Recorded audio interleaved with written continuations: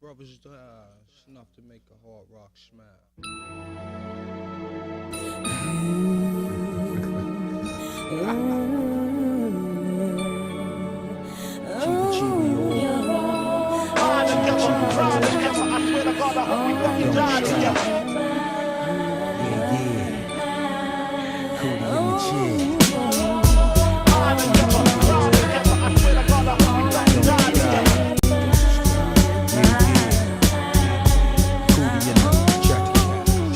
I'm there for you anytime you need me. For real, girl, it's me in your world. Believe me, nothing make a man feel better than a woman.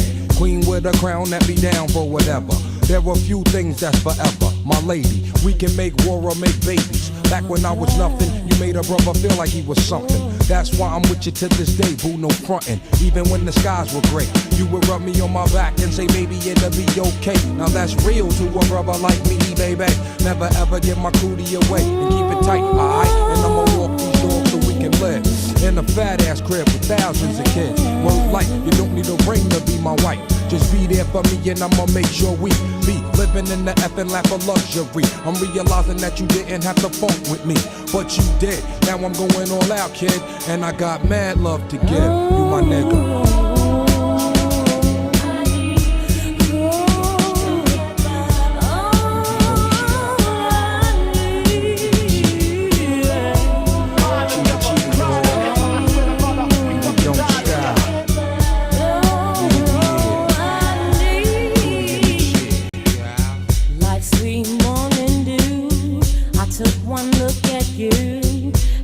Was plain to see, you are my destiny. With you I spend my time. I'll dedicate my life. I'll sacrifice to you. Dedicate my life to you. I gotta love Jones for your body and your skin tone. 5 minutes alone, I'm already on the bone. Plus I love the fact you got a mind of your own. No need to shop around, you got the good stuff at home. Even if I'm locked up north, you in the world rocking 3/4 of cloth. Never showing your stuff off, boo. It be true, me for you, that's how it is. I be your Noah, you be my Weds. I'm your mister, you my missus. With hugs and kisses, Valentine cards and birthday wishes. Please, we on another level of planning, of understanding the bond between man and woman and child. The highest elevation, cause we above all that romance crap, just show your love. Suck up on these. And you don't stop.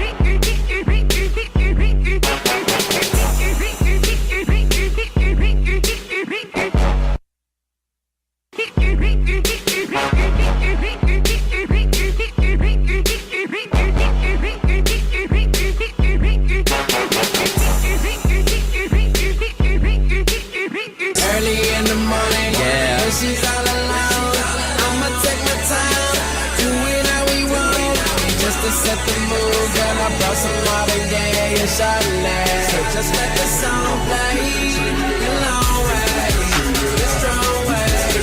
It's all day, it's always. This was all inspired by a little Marvin Gaye and Chardonnay.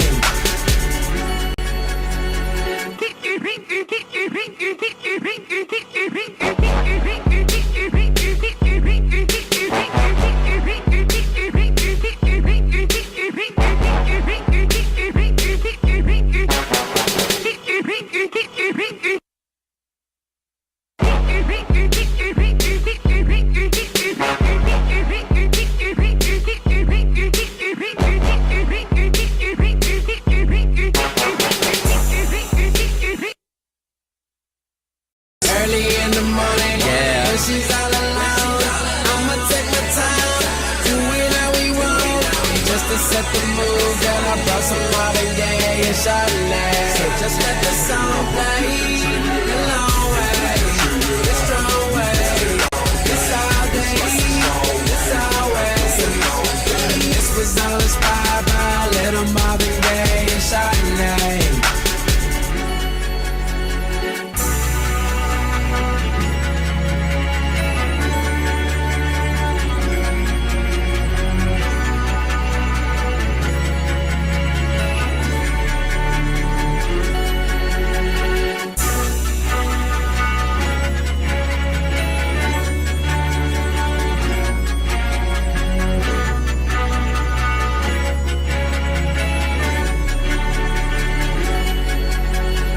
Early in the morning, yeah. When she's all alone, I'ma take my time, do it how we want. Just to set the mood, girl, I brought some Marvin Gaye and Chardonnay. So just let the song play, the long way, the strong way. It's all day, it's always. This was all inspired by a little Marvin Gaye and Chardonnay.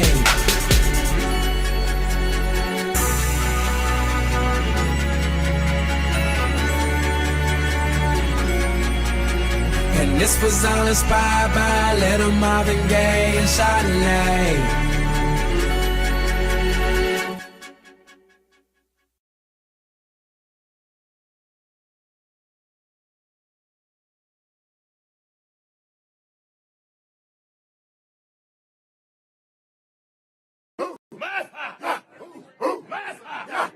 GTTC.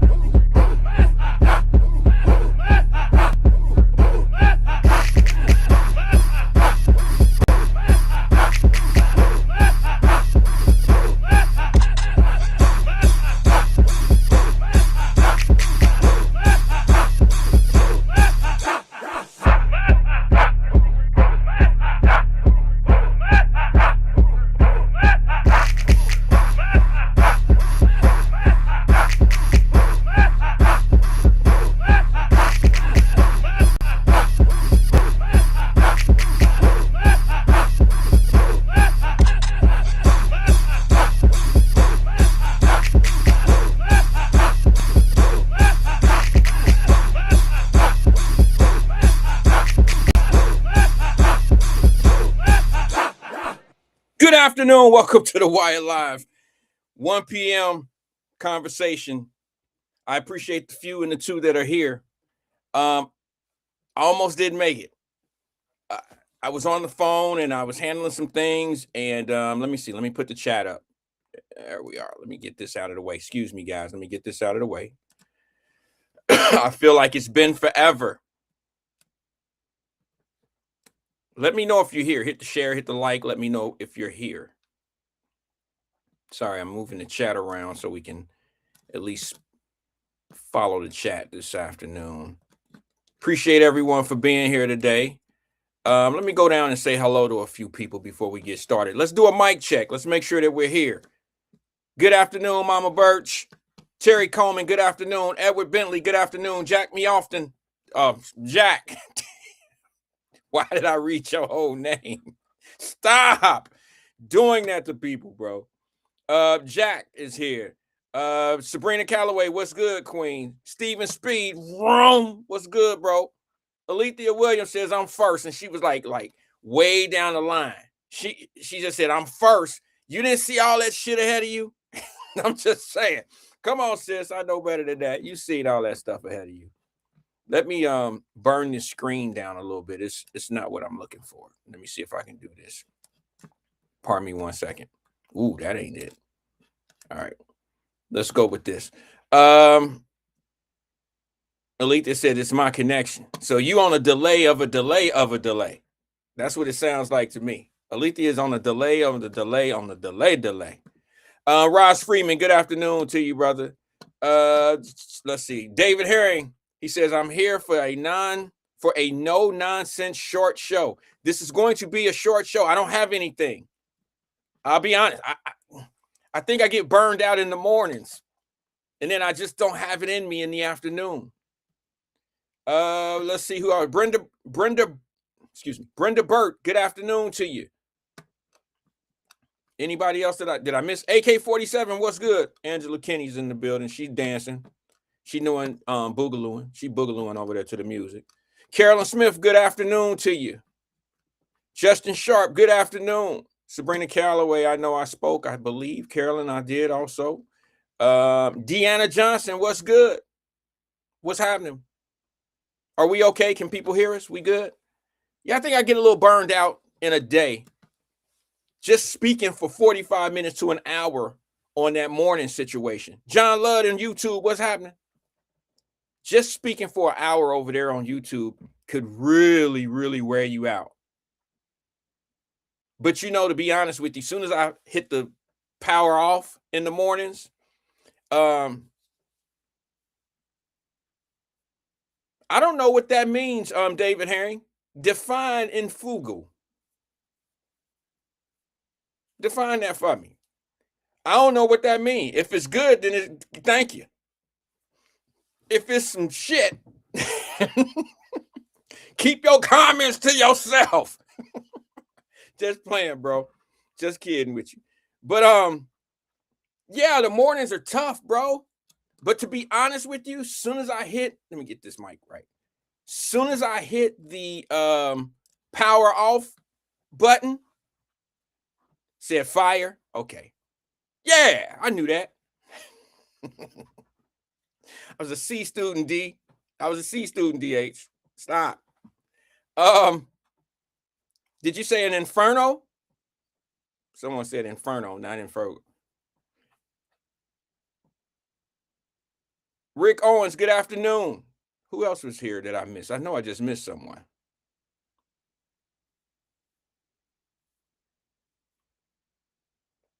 Got you, DH. I appreciate that. So you want to start speaking Spanish on me now, DH. You threw me off with that. David Herring says C students rule. It's a whole bunch of us. All the C students, put your hands in the air. Oh, shit. There was a point in time that I would have loved to have been a C student. Because them D's was just, look, them D's wasn't working out. Pause. Just saying. The D's and D minuses, it just shit wasn't working. It was bad on me.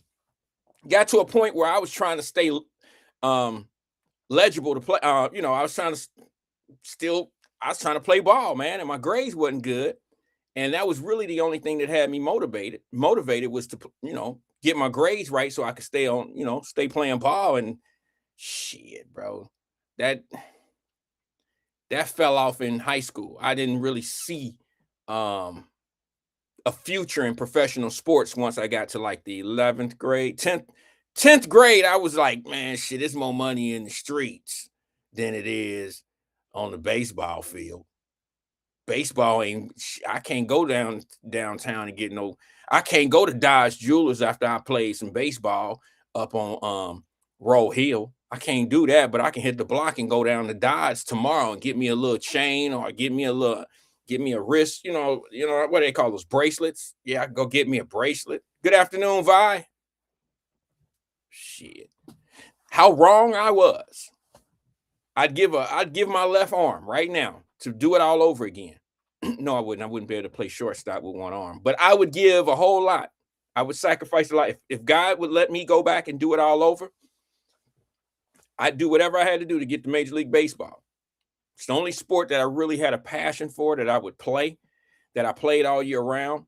It's the only sport that I know that you can spend 15 to 20 years in your life and make a living.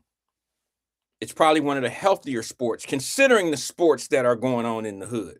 I'm talking about where I grew up, where we grew up. Baseball was falling off, but it wasn't to us. It was losing the Black community back when we was coming up. A lot of kids didn't play baseball. We played baseball, but a lot of our friends would be at the basketball court, in the neighborhood. They'd be shooting baskets. They'd be at the basketball court playing full court outside, tearing their knees up. But they would be at the basketball court. A lot of guys in our neighborhood didn't play baseball. There was very few of us. But before us, baseball was like the NFL in the hood. It was like the major thing.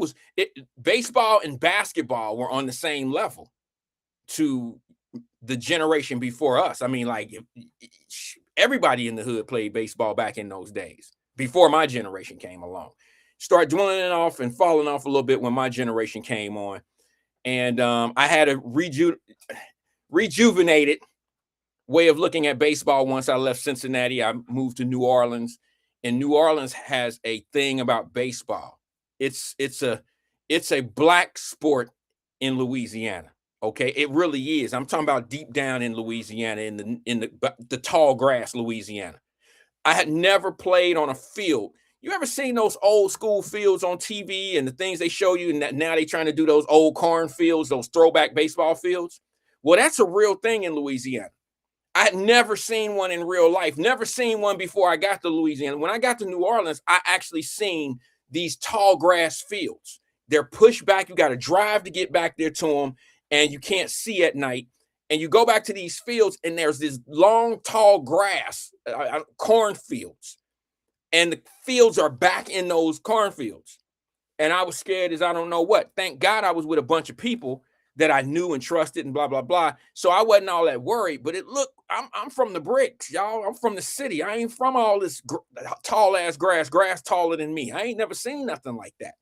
So I get out there, we get in the car, and we go drive back to the field. And I'm like, man, hey, bro, hey, what is this shit? And they like, nah, the field's back here. Now I'm feeling different, because if you know anything about Cajun people, Louisiana's, they the nicest thing in the world until you piss them off. And I mean, they hold a grudge. I don't mean you got to piss them off right now. They'll remind you some shit you did to them 6 months ago. Remember what you did? That was my sister, or that was my brother. They hold grudges. So I had to think on our way back to, on our way to the field. I had to think, like, I ain't do nothing to none of these people in here. So I want to make sure that I'm going to get where I'm going. But yeah, them tall ass grass, that tall ass grass is real. Like playing in the Field of Dreams, I think it was called. Let me take a sip. Excuse me. So we got back there, all good. We played a game in the tall grass. It was all good. I had never seen so many 40 and 50-year-olds playing baseball. I probably was 19, 20, 18, 19, something like that. I don't think I was even 20 yet. I was 18, 19 years old, and I'm playing against dudes that's 40 and 50 years old. They got gray hair all over the place. They're fast as I don't know what, and they throw the ball hard as hell. And guess what else? They smell like weed, and they was drinking 40s. They'd walk over to their bench, smoke a blunt or weed, and drink a 40 ounce and get their ass right back, hit for a double or some old shit. I'd never seen so many. I just never seen so many people do so much bad to their body, but be in that kind of shape and be that old. Like, that's the age that I am now. I couldn't imagine playing baseball at the level that they was playing when they were 40 and 50. This was rec ball. This was us just outside playing rec ball under the lights in front of. I never played in front of that many people when I was playing. Bruh, it was like the Negro Leagues. I'm telling y'all, New Orleans is big on baseball back in them fields. I don't know how it is now, but back when I was coming up, boy, you could go to a baseball game. You play against a rival, like I lived in Jefferson Parish. So if Jefferson Parish played against like East Line is another side. Obviously, they're on the east side. Jefferson Parish was like west, like where up top a little bit. It kind of, I don't know. But if you play like East Line or some old shit, yo, you go play them. You playing at that tall field, which was cornfields, and yo, it'll be damn near 1,000 people, literally 1,000 people in the stands watching us play baseball, watching baseball. It was like being at Eden Park, watching some people play baseball on a Sunday, but y'all really out there just chilling and kicking it. Well, these people were interested in baseball. They was drinking and having fun, and the ball game was going on. I'm 19 years old. I'm probably one of the youngest guys out there. Everybody else was going to work tomorrow. I was a kid. They all had jobs and shit. And great experience. Got tested a whole lot because I was a kid. I was a young man, and them old heads would be at me. They would be on me. I was the youngest on our team for sure. They didn't think I was going to make it. Like, I tried out for the team because it was a neighborhood team. Just a regular neighborhood team. The same way I went downtown to Parktown and tried out for Coach Craig and the Bears. You know, we called ourselves the Bad News Bears, but we was Parktown, you know, downtown, down on Lynn Street. I went down there at 7 years old. I didn't have a glove. I didn't know baseball. I didn't have nothing. All I had was what I watched on TV. I watched Dave Concepcion, damn it, and I'm going to be like Dave Concepcion. I watched Joe Morgan, damn it, I'm going to be just like Joe Morgan. I watched Pete Rose run and slide head first. I'm going to be just like that. And I mimicked everything that I seen on TV. And Coach Craig looked at me. He was like, bro, that ball is kicking your ass, little man. You're not really ready, but I appreciate everything you brought us today. But you're not old enough to play on this team. Maybe next year. I was 7. These guys was like 8, 9, maybe 10 years old. I was 7 years old. My mama didn't even know I was down there. She didn't even know I was. You know how we were as kids. We walk downtown. Mama Birch, you know how it was. We go where we want to go. I don't care. It don't matter how old you were, because the neighborhood watched out for us. You know what I'm saying? Especially when we doing some wrong shit.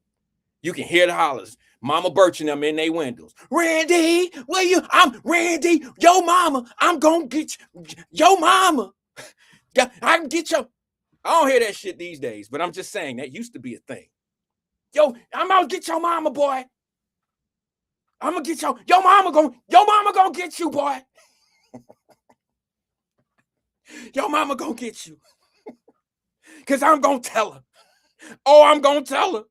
You can run now, but I'm gonna tell your mama, boy. Get home and your mama already know. Mama hanging up the phone. Boy, get your ass in here. I heard you was over there stealing quarters out of the laundromat. No, man. No. Darnell Hunter said, as long as you were home when the street lights came on. Yeah, my mama wasn't quite like that, but I had some friends. Donna, if Donna's still here, my best friend in the world is named Sean. You know what I'm saying? We grew up together. We sandboxes. Like, I don't even remember the first time we met. We were so little. If you ain't got a friend like that, or if you ain't got nobody like that in your life, I ain't talking about somebody you met at 13, 14. Like, when I moved to the Faye, I got brand new friends because I was 12 or something like that. And okay, I got new friends. All right, those aren't sandboxes. Sandboxes is the ones that you wore Pampers with. All right? If you still know somebody that you wore Pampers with, that's a sandbox. That's somebody that you went to coloring school with, like draw outside the lines. Okay. Best way to describe a sandbox friend is they mama used to whoop your ass. That's a sandbox. They mama used to fix you grilled cheese sandwiches, and you would spend a night at their house because your mama went out, and that they would babysit you. Those are sandboxes. At 12 and 13 years old, living in the Faye, those aren't sandboxes. And let me just say this to you: we sandboxes, but not to that full power, because of this reason here. I stayed home at 12. I didn't spend a night over nobody's house at 12 and 13 years old. I just didn't. My mother allowed me to stay home. you know, I didn't spend a night over people's house when I got to the teens, like 12 years old, 13, 14. I can't even remember spending the night over anybody's house. That just wasn't a thing that I like to do. And you sure in the hell wasn't coming to my house because I had a lot of toys. I had a lot of stuff. And your shit come up missing.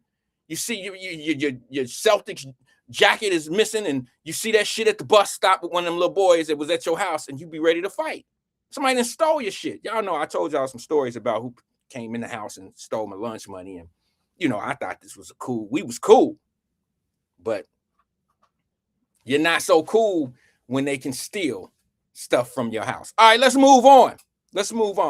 Hey, quick thing real fast. I really don't have a lot to say today, but I do want to mention something. I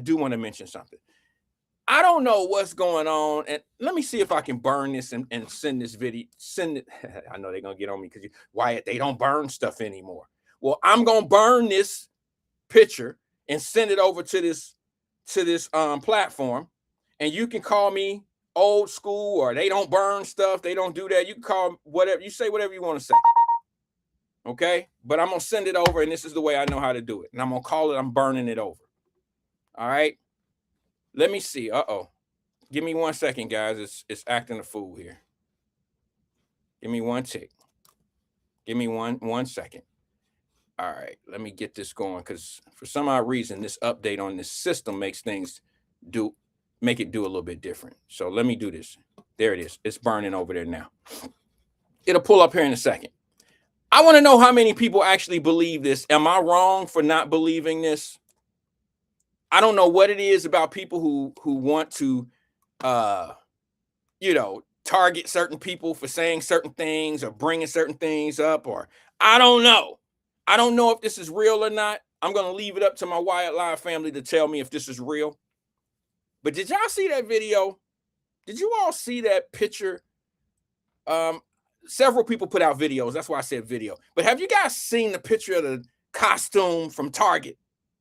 By the show of hands, who believe that? I'm just curious. By the show of hands, be honest. How many of y'all believe that Target put a costume out online? Target is selling it. How many of y'all believe that? That racist. Let me just show it to you. Check it out. This is, I don't know if it's on their Facebook page. I don't know how Target is selling it. I don't know if it's on the computer, like, you know, order from their website directly. I don't know if it's you go in the store and get it. But I like those who know a little bit more about this than me, because I just peeped it coming in today.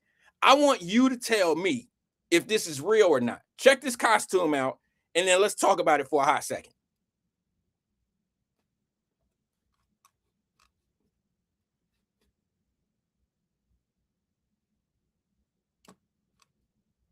Is this real?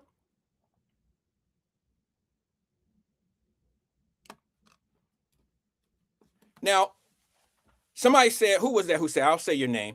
Alethea said Target issued a statement. What, in a small kind of way, in a short, I don't know if I can get a short answer from Alethea, but sis, in a small, short couple lines, summarize what their statement said.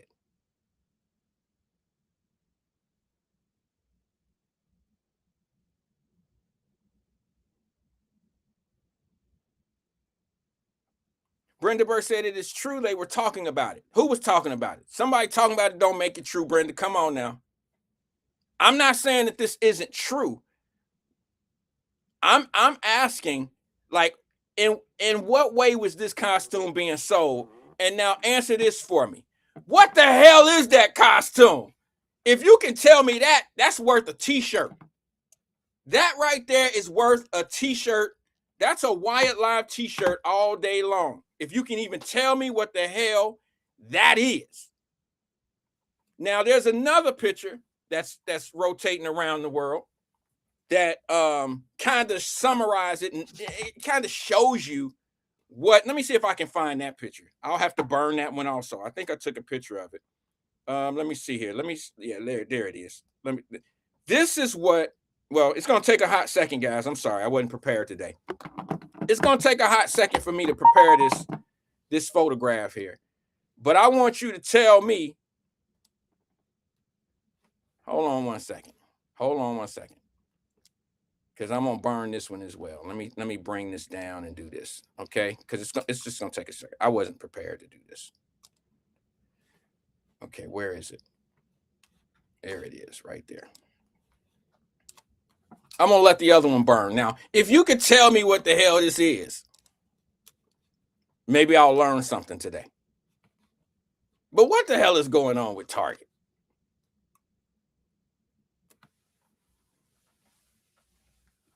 I don't know. You know, I quite honestly, there's gonna be some people that get mad at me for this, but I'm just gonna be honest with you. I think Target. I think there's something going on competitively, or there's a disgruntled employee, or somebody got something going on with Target, and I don't know who would sign off on something like this. This is probably the worst marketing idea that you could possibly come up with. From a marketing point of view or from a retail point of view. Let me show it to you again, but what I want to do is I want to show you the other picture that they're saying that it looks like. I don't know if it quite looked like that. You know what I'm saying? The old school, you know, circus guy for the black, you know what I'm saying? I don't know. I can't quite put it on that. Okay? I can't quite put it there. The jigaboo type of thing or whatever they want to call it. I don't know. But I don't believe Target actually did this. And I know y'all about to get mad at me because everybody want to be mad at something. You either going to be mad at me because of my opinion about it, or you're going to be mad at Target, whether it's true or false, but it's going to be true in somebody's mind. I don't know what Target would be thinking about by doing. You already fighting Jamal Bryant and all these old fake ass mugs talking about boycotting for DEI and all this and all that. And you allow something like this go up on your rotation. Now, let me explain a little bit of what I know about how things like this work. Stephen Speed said Sambo. Okay, the Sambo. Terry Coleman said blackface. Okay. Bo Jingles, Vi said. Got you. And we all know they were tap dancers and all that type of stuff. Okay. All right, let me read this because I believe Vernon would be telling the truth. All right. I'm not saying that he's wrong or right. I think that Vernon would probably he's usually on stuff like this. So let me just read his thing, and then I'm gonna give you my opinion. Regardless of what Vernon is saying, I already have what I think happened in my mind. Okay, check it. Target issued, this is Vernon speaking. Target issued a statement saying the costume was offensive and should have never been sold. They went on to say that they were deeply sorry and that they have initiated an internal review to see how it passed their safety and review channels. That right there makes sense to me. But now let me tell you a little bit about Target, Walmart, big box stores. A lot of them are selling stuff online that they don't even know that they're selling. A lot of them are price point items. You know, they're trying to be competitive in a space. Matter of fact, how I know this, well, let me get into how it works before I tell you how I know. How it works is you go onto Walmart or Target's webpage and you might look up, let's say, tires for your car. I need 4 tires that are all the same brand, but 2 of them in the front may be smaller than the ones in the back. Some cars are like that. My particular car, the car that I drive, my cars do that. The front tires are smaller than the rear tires because our cars are all-wheel drive with power coming from the back. Okay, so back tires are necessary. Larger back tires are necessary. Now, let me tell you what happens. If I look up on Walmart or Target's webpage and I'm looking for Michelin tires, I might get a hit. I might get 20 different vendors with those Michelin tires in the size and now the price points. They all should be somewhere close in pricing because Walmart and Target make them be that way. I can't just sell Michelin tires on Walmart for any price I want to put them on. There are standards and there's a guideline that you have to follow. These are price points. Now, just giving them the benefit of the doubt, I'm not suggesting that they're not wrong. I'm not suggesting that, it was intentional. But what I'm giving them is a little bit of a hand. I'm gonna let you know how this works to show you the possibilities. Target definitely dropped the ball. But what happens is this: those vendors submit these things. That probably is one costume out of 300 that one vendor sent in. And the scanner or the person that reviews this stuff probably seen a catalog full of these costumes or Michelin tires. And you say to yourself, okay, looks good, whatever. And they allow it on the website. This is probably not a direct purchase from Target. Target is probably letting a third party put their product on there. You have to go through a strenuous process to get on Walmart and Target. You'll be surprised how many minority companies are loped up with Target. A lot of minority companies do business with Target, selling products, their products, hair products, nail products, a lot, clothing. So this could have very well have been a situation where one of their vendors, someone that they should know, someone that they should monitor, someone that they should be keeping touch on certain little things like this, their initial I guess you could call it, process of weeding bad people out failed. And this is like anything else. If you walk in Walmart today and you get disrespected by the old guy over in the meat section where he's slicing meat in the what do they call it? Damn, why am I drawing a blank?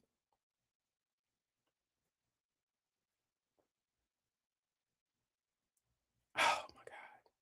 Over in the section where they cut food and cut the meat and all that old shit. I am drawing a blank today. My apologies, guys. I got a lot on my mind. But if you go over there and you get disrespected by the meat cutter, the deli. Thank you, Mama Burst. Who wouldn't know it was the deli unless you're dealing with somebody that got so much on their mind right now? You go over to the deli and you get treated a certain kind of way. You ain't gonna say that guy is an idiot or that lady is an idiot. You know what you're gonna do? You're gonna say, man, they tripping in Walmart. Man, they tripping over in Kroger. Man, they tripping over there. They trip. You always blame the things on the whole company. You don't blame it on the individual. You don't single the person out. You just look at the person and just be like, oh, so since you got on a Kroger outfit, you representing Kroger. So it's Kroger that's treating me like trash today. I ain't never coming back in Kroger. Same thing with Fifth Third Bank. I got some partners that told me, now, Fifth Third Bank, I'm going to be honest with you. Y'all say what you want to say.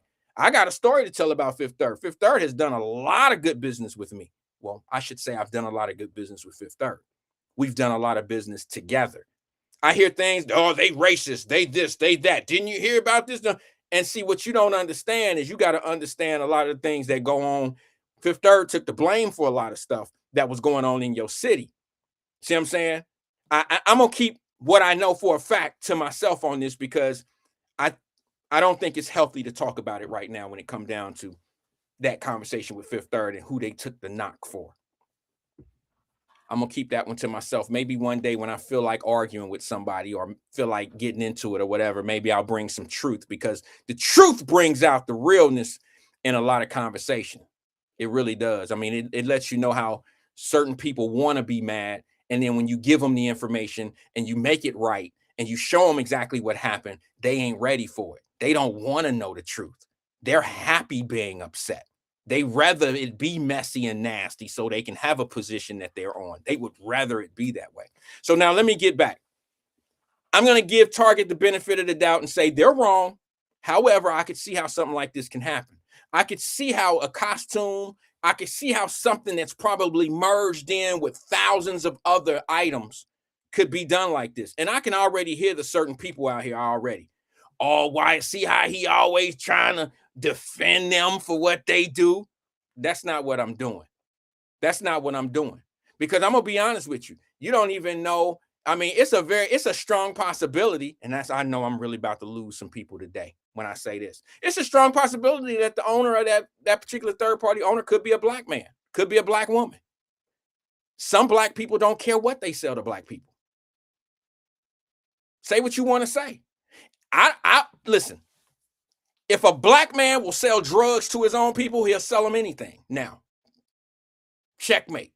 Now, checkmate. If you'll sell drugs to a black woman who's pregnant, you'll sell people anything. Say what you want to say. Checkmate. All right. Let me go to the phone lines before I get carried away, because I got to get out of here shortly. So I want to get as many calls in as I possibly can. Good afternoon, caller. This is Wyatt. Who am I speaking with? Wyatt, this is your favorite Black Not Democrat, Drop Squad 52. How you doing, sir? Drop Squad, how you doing, man? We got a slight bad connection. Let's keep talking. Maybe it'll get right, though. Go ahead. Okay. All right. But it could be on your part, but I do have on Bluetooth headphones, but if I have to, I'll take them off. But well, it sounds like it. Hold on. Drop, I'm just letting you know. It sounds a little echoey, bro. That's all. Okay. All right. Okay. I'll tell you what. I'm gonna take my headphones off and just speak directly in the phone. You got on one of them truck driver headphones with the Wi-Fi. You got man. Nah. Yeah, the 18-wheeler. You got the 18-wheeler joint. My shit ain't Apple earbuds, but it's the same thing. All good, bro. I'm just messing with you. Hold on. Boy, what you doing? All right. Can you hear me, Wyatt? That's so much better. You say that's better? So much better. Good afternoon, Drop. Let's start from the beginning. Good afternoon, brother. How you doing today? Hey, Wyatt, this your favorite Black Not Democrat, Drop Squad 52. I'm doing good, sir. Good. What's on your mind today, bro? Man, see, Wyatt, you fell for the okie doke with the Target story. I didn't fall for the okie doke. Okay, now let me tell you why, and shout out to the chat. Dina Johnson, David Herring, Athea Williams, Mama Birch, Raz, and my main man, you know who he is. I don't see his name up there right now, but you know who I'm talking about. But Wyatt, okay, when this story came out the other day, I said, okay, here we go again, and I'm on X. I know you follow me, but you don't be on X like that, like you are on Facebook. So I posted something that said, here we go again, race baiting, election year hoax, Black votes matter. They trying to get Black folks riled up. Mm-hmm. Okay, so what I did, I said, let me go to Google AI, right? Mm-hmm. And I typed in, is it easier to perpetrate a hoax on social media targeting Black people? This was the answer. Yes. Research and intelligence reports show that it is often easier and highly effective for bad actors to perpetrate hoaxes targeting Black social media users.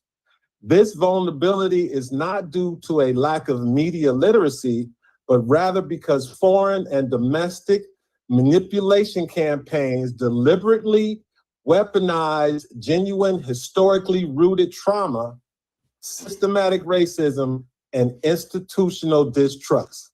Yeah. Now, why? Huh? I said, yeah, makes sense to me. Okay. Now, again, that image that was put up of that is called a clown outfit that was on the Target website, and the information that I had, it was not from a third party. It was actually from Target. Okay. Target is selling the item. Okay. But the manipulators, okay, they put up the image of a blackface minstrel actor, right? It looked nothing like the Target clown outfit, nothing, okay? Only thing that was similar was the pose of the little kid in the clown outfit that was similar to the pose of the minstrel actor, which was a white guy in blackface, in his pose. There you go. You got it up on the screen now. I see it. Okay, which one? Is it the single pose? The one at the top. The one at the top, right, where he's got the yellow pants and the black shirt. Okay. That looks nothing like the clown costume. Okay. Nothing. The only thing similar is the pose. Gotcha. But what they did, they put another image of a character from a minstrel show poster that had the same smile that's on the clown outfit with the little boy's blackface. They put the two together And again, Wyatt, this is part of the manipulation of Black people, okay? Because it says why Black communities are highly targeted. It's because they weaponize historical distrust. Black Americans have historically faced systematic discrimination from institutions like medical systems, law enforcement, and corporations. Hoaxes that mimic these threats feel deeply plausible. Because if you remember, in 2016, when Trump won, they said it was Russia, Russia, Russia. Russia helped Trump win. That's the only way Hillary lost, right? You remember that, right? I do. They did a congressional investigation.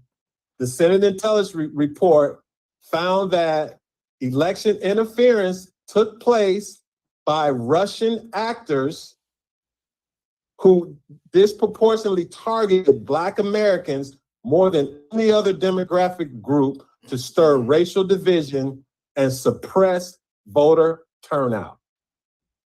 Now, just yesterday, Wyatt, another one of these hoaxes came out relating to Texas Roadhouse restaurant. Spitting in the Black folks' food, right? Where this supposedly white and proud Facebook group of 400,000 white people, some of them employees at the Roadhouse, saying that they are tampering with Black customers' food.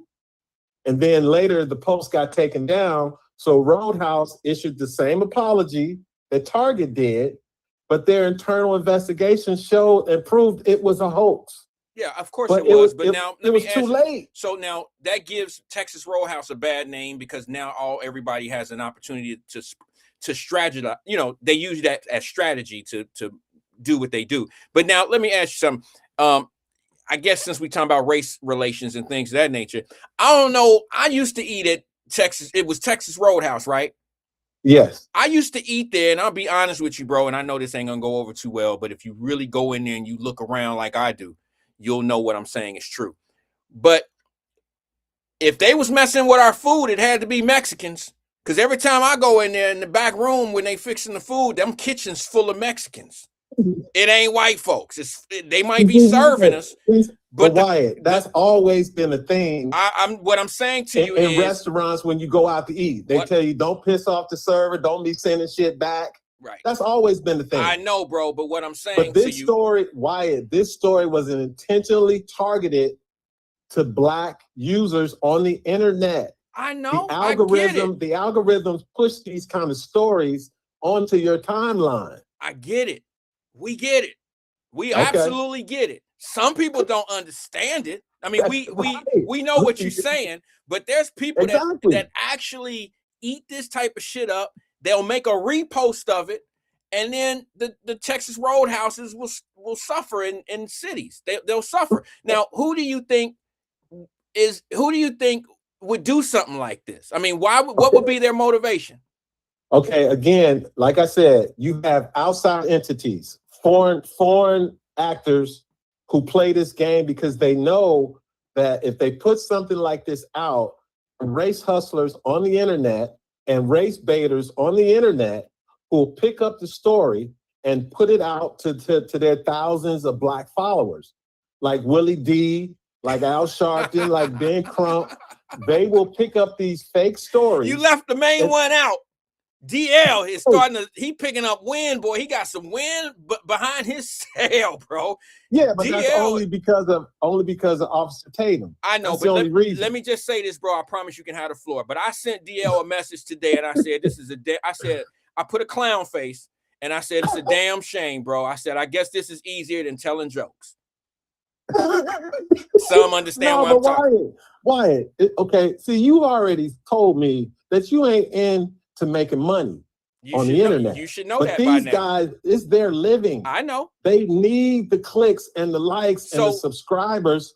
So that makes them the sellout because they willing to say anything to their people, do anything to their people, make their people believe anything as long as they getting some type of compensation for it, and people listening and clicking and this and that, and they being paid for rhetoric, for bullshit. Who's the sellout?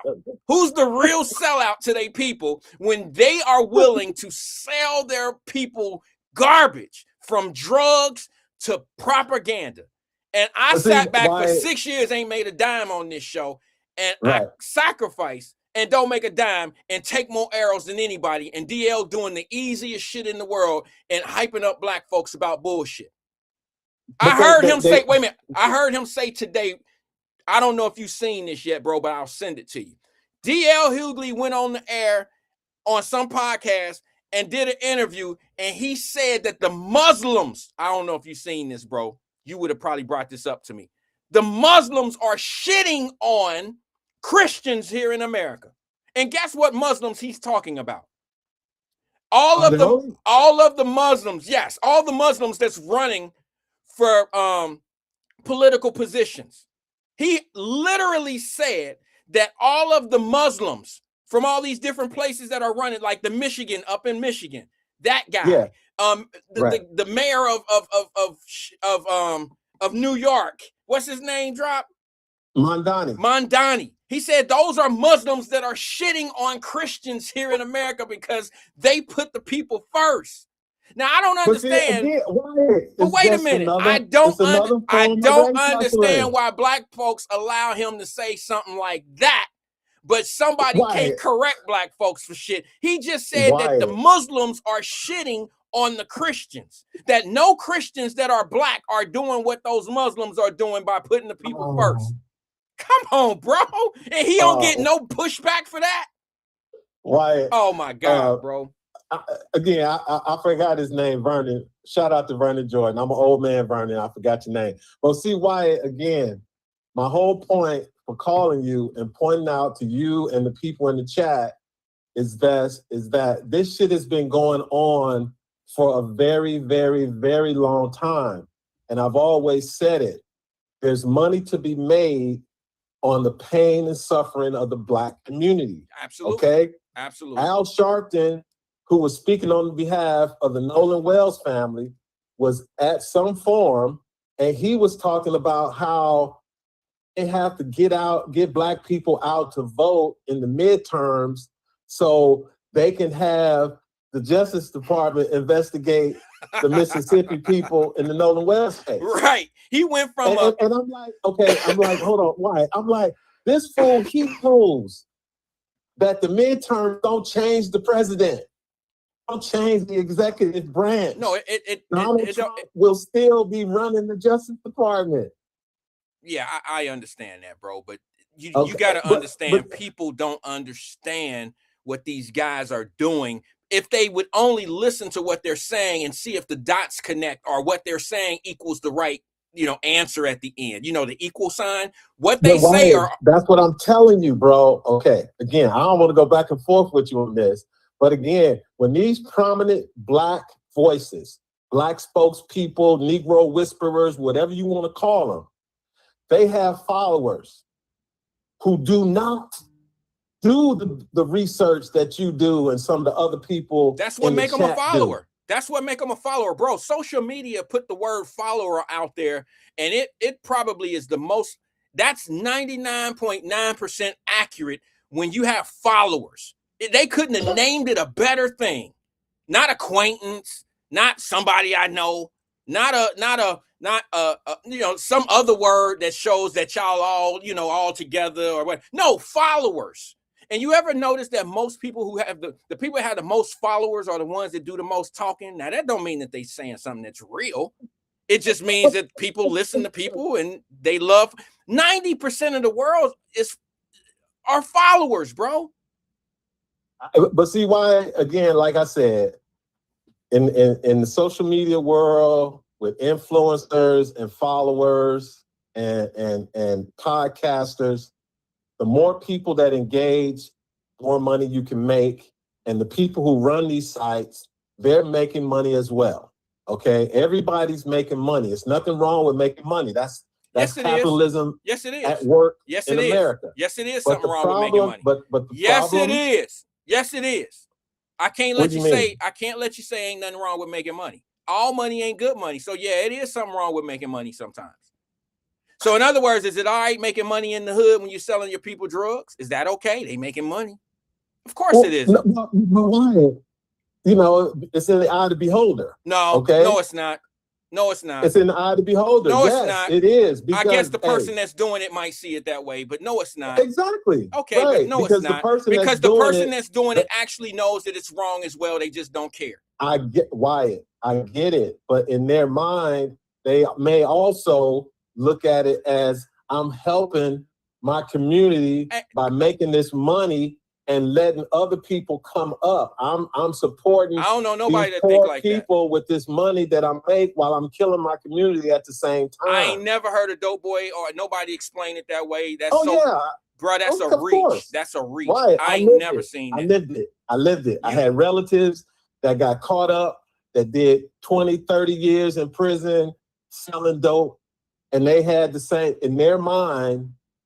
They knew what it was doing to the community. Absolutely. But all that mattered to them was the money. I know, but what you said is they just think that they had y'all thinking, because that's some shit that they just said. All right, you can say whatever, but drug dealers know what they doing is wrong. They don't. I never got into the business. That's not where we going with it. I'm saying what you said to me is it's in the eye of the beholder, and I'm telling you, even the drug dealer who's in the community, who has the eye and beholding whatever they doing, they know what they doing is wrong. And if you think that convincing themselves and then convincing someone else, yeah, they know it's wrong, but they doing this because they bringing people along with them. They'll burn their community down, but they'll bring a bucket of water to help put it out when they know that bucket is not sufficient. No, they just don't care.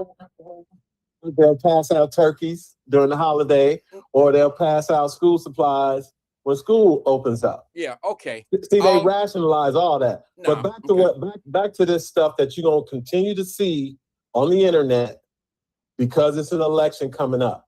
Because I know you probably don't remember this, but back in 2017, one of these bad actors put out a story related to Lobby Hobby about cotton. It was an ad about cotton.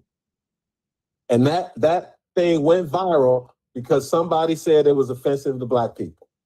Hobby Lobby went through hell trying to, explain their ad that had cotton, just a picture of cotton. And Black people got offended.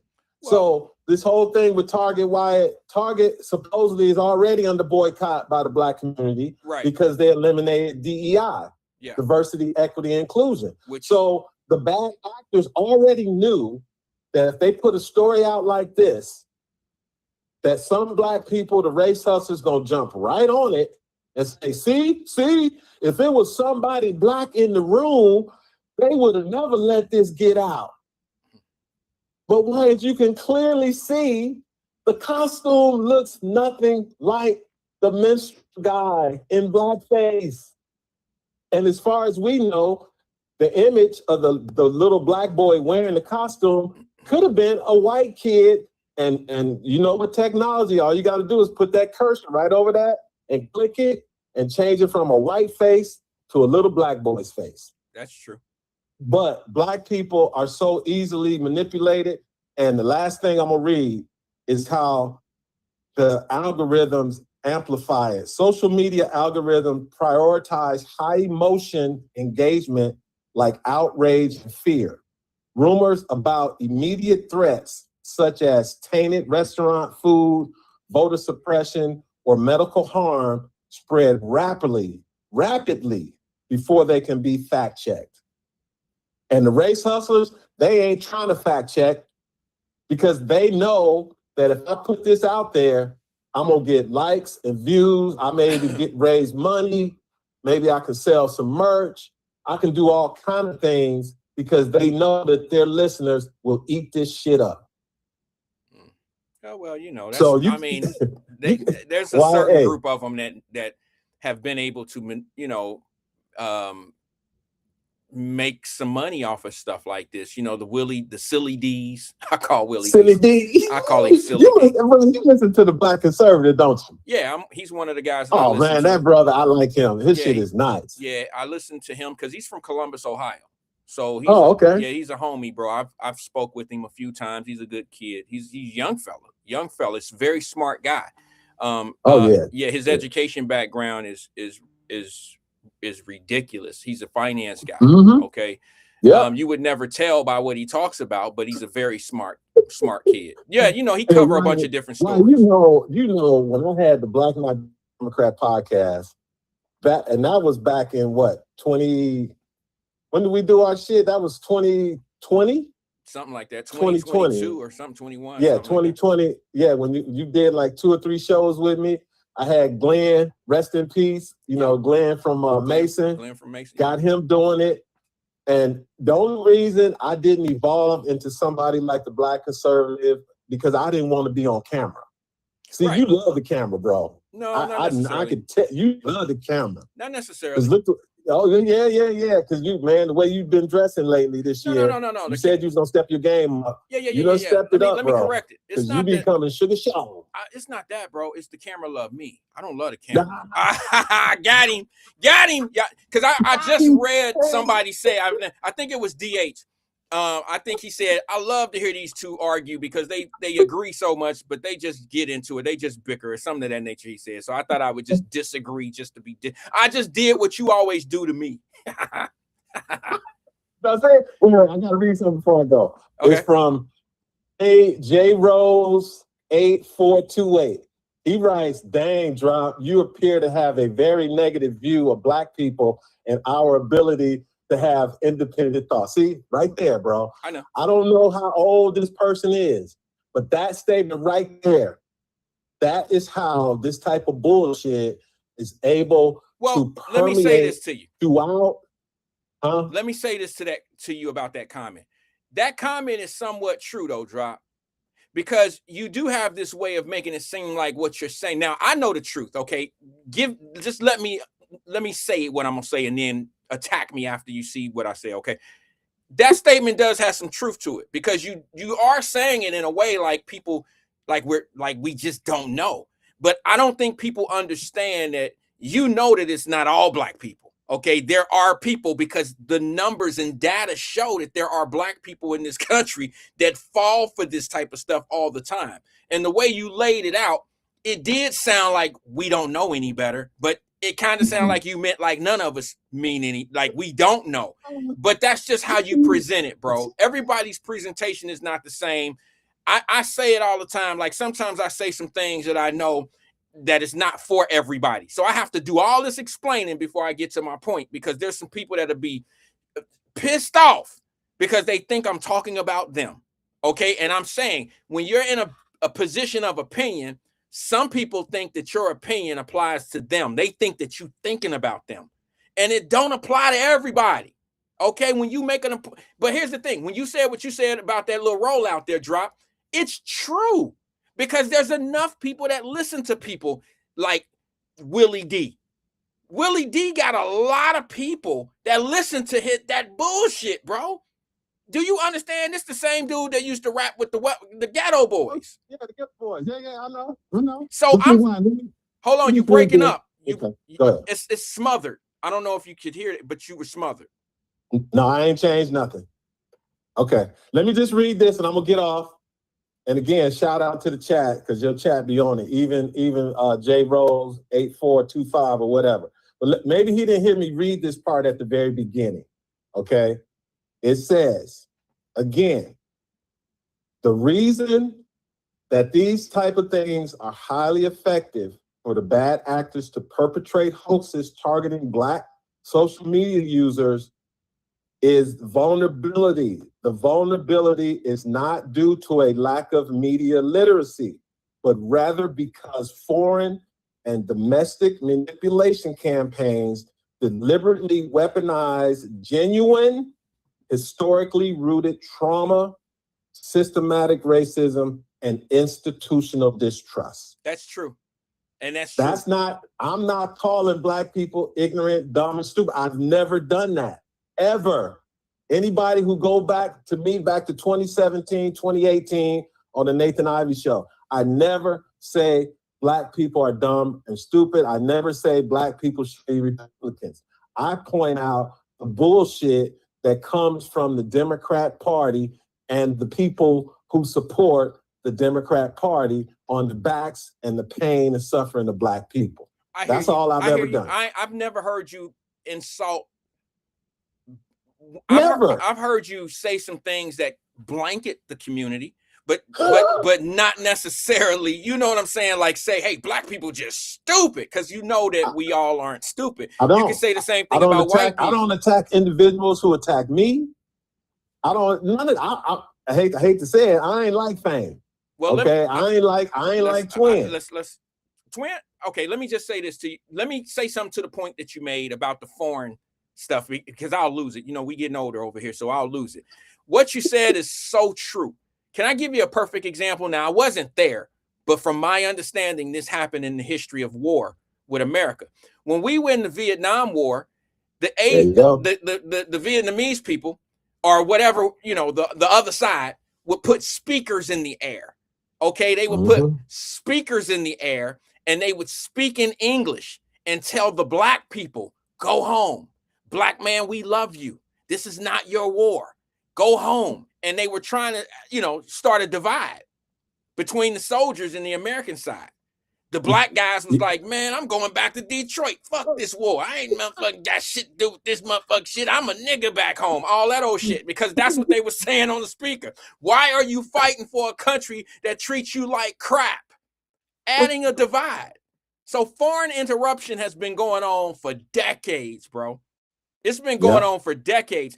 And foreign people, I'm talking about foreign land, Russia, China, they all strategically target Black folks to add divide in our country. Why? Well, they know.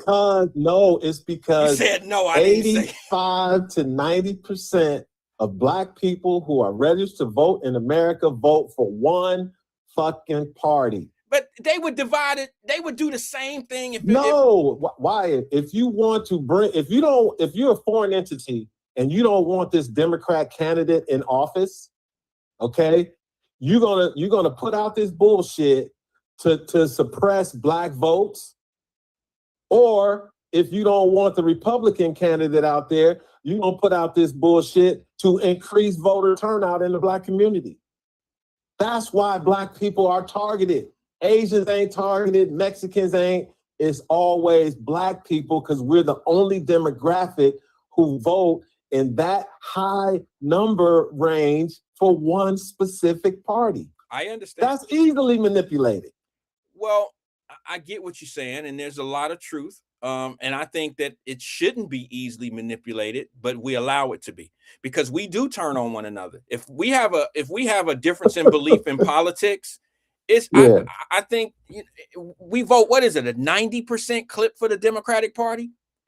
As high as 90, Obama broke the bank. He got 98 his first time, and then it dropped down his second time. Here's the thing.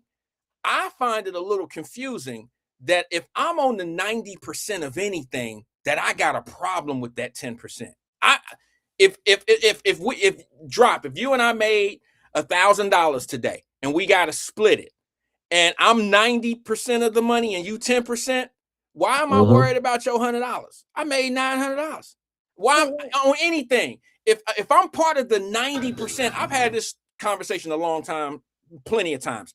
If I'm part of the 90 percentile, I don't look at that 10% of, are they stupid? Are they dumb? They don't know what they're doing or whatever. I would wonder why I'm part of 90% and I'm still not happy. That's what I would be worried about. But Wyatt, the reason that the 90% goes after the 10% who doesn't go along with the group is because they know all it takes is one voice to turn one in that 90, and possibly that one will lead to 6 or 10. I don't know or if that's 15. accurate. So that's why they cut off the one before it gets too big to put a dent at 90. Okay. That's why homeboy said what he said. Okay. He said what he said because anybody who believes the way I believe and start researching shit like I'm doing, they be like, oh, I don't know if I want to do that because my people gonna say that I hate Black people. Well, that's why D.L. Hughley, to me, quite frankly, should be held responsible for what he just said. He got a microscope on everybody else, but for him to say in a video today that I seen today, coming out of his own mouth, that that Christians are being, that Muslims are kicking Christians in the ass in the political world. To me, I think that's an insult to Black Christians. Like, we got church guys, we got ministers and pastors that take care of the neighborhood and take care of their congregation and take care of their people. I was just talking about pastors this morning. I don't like pastors. I don't like religion and politics. I don't like that because, I just don't like the combination. I don't like I didn't even like what D.L. Hughley said, man. It's just, I don't even have a full explanation yet because I heard it 5 minutes before I hit the play over here. But for him to say that, bro, is so disrespectful and nobody gets it. And what he was trying to say, I'm going to give him, and this is killing me, I'm going to give him the benefit of the doubt. I'm going to give him the benefit of the doubt. I don't really care for the dude. I even sent him a message on this one. I know. Let me tell you bro, I'm going to give him the benefit of the doubt and say this. What he was trying to say is that the Muslim politicians, the mayor of New York and the guy that's up in Michigan, are putting people first when it comes down to, healthcare, free this, free that. It sounds good, okay? But what he's not explaining is the cost of free. He's not explaining the things that come along with how he's praising these Muslims for being what they are. Let me just say this to you. Those same Muslim background people, where they're from, ask how their government is. Ask why they not that same person they trying to be here in America, why they're not that person where they're from. Why are they trying? Say what? Wyatt, listen. Say listen, what? Bro. No. Answer that. If it's so great and put together so well, why are they here trying to convert it to American style of living versus where they're from, where their lineage But that's not Wyatt. His purpose is not what you're talking about. What do you? Okay, he's explain. running. He's putting out Audible. The goal of D.L. Hughley, right, for what he's trying to do right now, is he's trying to increase Black voter turnout for these two candidates, because the Black voters in the primaries, right, for Mondani when he won mayor and for Abdul Syed up in Michigan, the Black voters were not turning out for these candidates. That's not what he's doing, Drop. That's not what he's doing, Drop. That's not but what. Listen to what I'm saying. I hear you. I'm saying. I hear right? you. I hear you. So D.L. Hughley is starting his strategy. You're gonna eventually see him on some of these shows like CNN, MSNBC, because again, he's a Negro whisperer, a Black spokesperson. But how? And how could he be that at this point? What he's saying, Wyatt, is trying to increase voter turnout in the Black community. So these two Muslims, well, not Mondani in New York, but mainly Abdul Syed in Michigan, to get him to win, so the Democrats can take control of the Senate and the House and then start impeaching, investigations, okay. All of that. I don't believe that's the strategy. Leading up to 2028, so they can get the White House back. I don't believe that's the strategy. I think that's possible. Well, what you you're see it. Wait a minute. Okay. Let me give you. This ain't why. Don't you remember when Ice Cube came out in 2020? Bruh, Ice Cube did the same thing. Bruh, can I get to but Ice Cube after did it in the reverse. Can I get he took Black votes away from Kamala and Biden. Okay. Can I get to one of the points? I want to speak on what you said. I'm gonna get off because I know on what you said. On what you said. On what you just said about what DL's mission is. I don't necessarily believe that's what it is. I think D.L. Hughley is now he's trying to put himself in a position to be liked by socialist Democrats. That's what I think he's doing. And I think that he see what Roland Martin and all the rest of them seen in the Democratic Party is how you make money off them Democrats. All these socialist guys that are be running will be paying him to come on and do things and pushing their product brand on his he got a show and all that stuff too. I think he's choosing one side over the other. I don't think what he's talking about necessarily is beneficial for black folks. I think what he's trying to do is push his brand. And since the socialists have connected themselves to the Democratic Party, now he's like, I got to pick one side. Either I'm going to pick the up and coming youth social, social Democratic Party, or I'm going to go with the traditional, wait a minute, hold on. Or I'm going to go with the traditional Democratic Party, which has been letting black folks down for all these years. I'm not going to pick that one. I'm going to pick, because who you think he's talking about when he's putting somebody down, when he says that the Christians are being outdone by Muslims? Who you think he's talking about? Who you think he's endorsing when he says that the Muslims are outdoing Christians? You don't think Kaheem Jeffries and them guys are Christians? Sure they are. He's basically telling you that the Democratic Party, the Christians in the Democratic Party aren't, he said it. He said they ain't doing shit for their people. But the Muslims, the Democrat socialists. See, that's what I'm telling you, Wyatt. You ain't telling me nothing. You said some other shit. He's trying to influence black voter turnout for these Democrat socialist candidates. Okay, you didn't say that at first. That's not what you said. From the primary shows that's not what you said. That black support was not there. That's not what you said. It was the one black Democrat socialist candidate in Florida, Angie Nixon. She won her primary. She's black. She won. That means she got black votes. Okay? But the woman that she's going to face in November got 2 times the amount of votes that she got in the primary. The Republican lady got 2 times. So it's going to be hard for the black Democrat socialist, who's not a Muslim. It's going to be hard for her to win the general election going against a Republican like this lady in Florida, which is a red state. Okay. That's all I'm saying. Right. D.L. Hughley ain't mentioned nothing about Angie Nixon in Florida because he don't need to.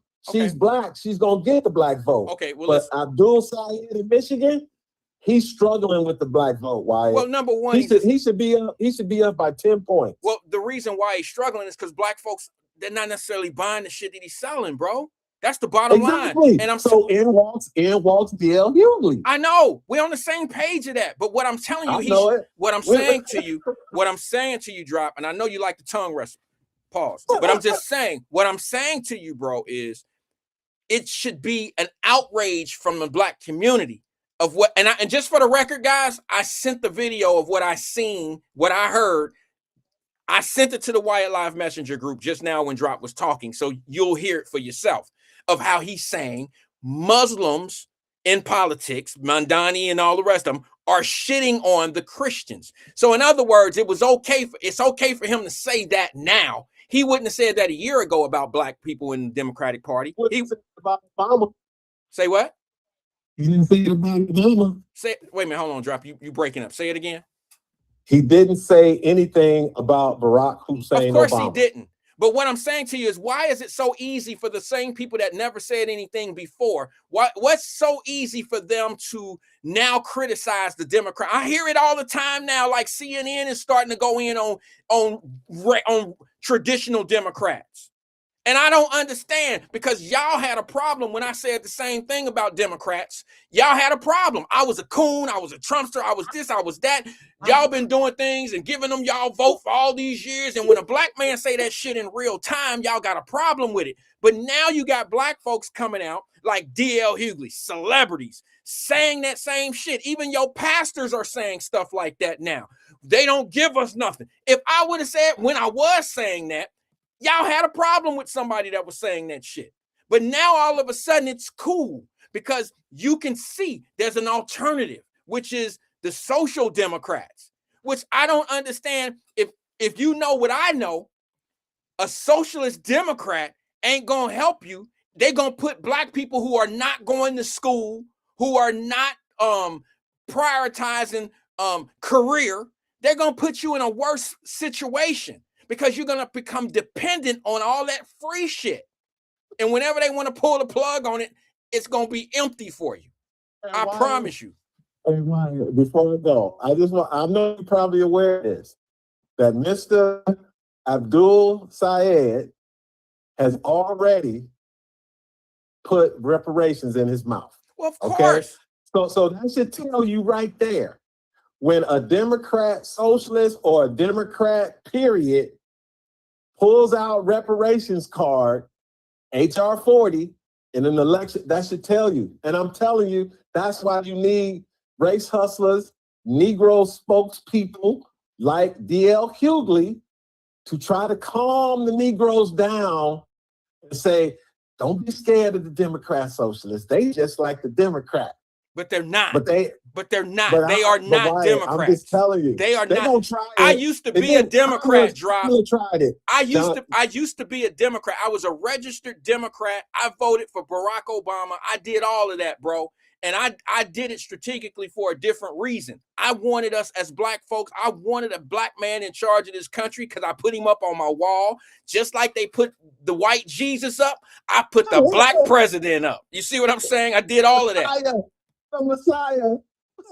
Yeah, but you got to understand, because I come from a world where black folks are told what you can and cannot do, not by white people, but by black people. So when they come in my office, I would always tell them, young brothers, I would put the suit, he had his nice suit on, blue suit. He had that smile.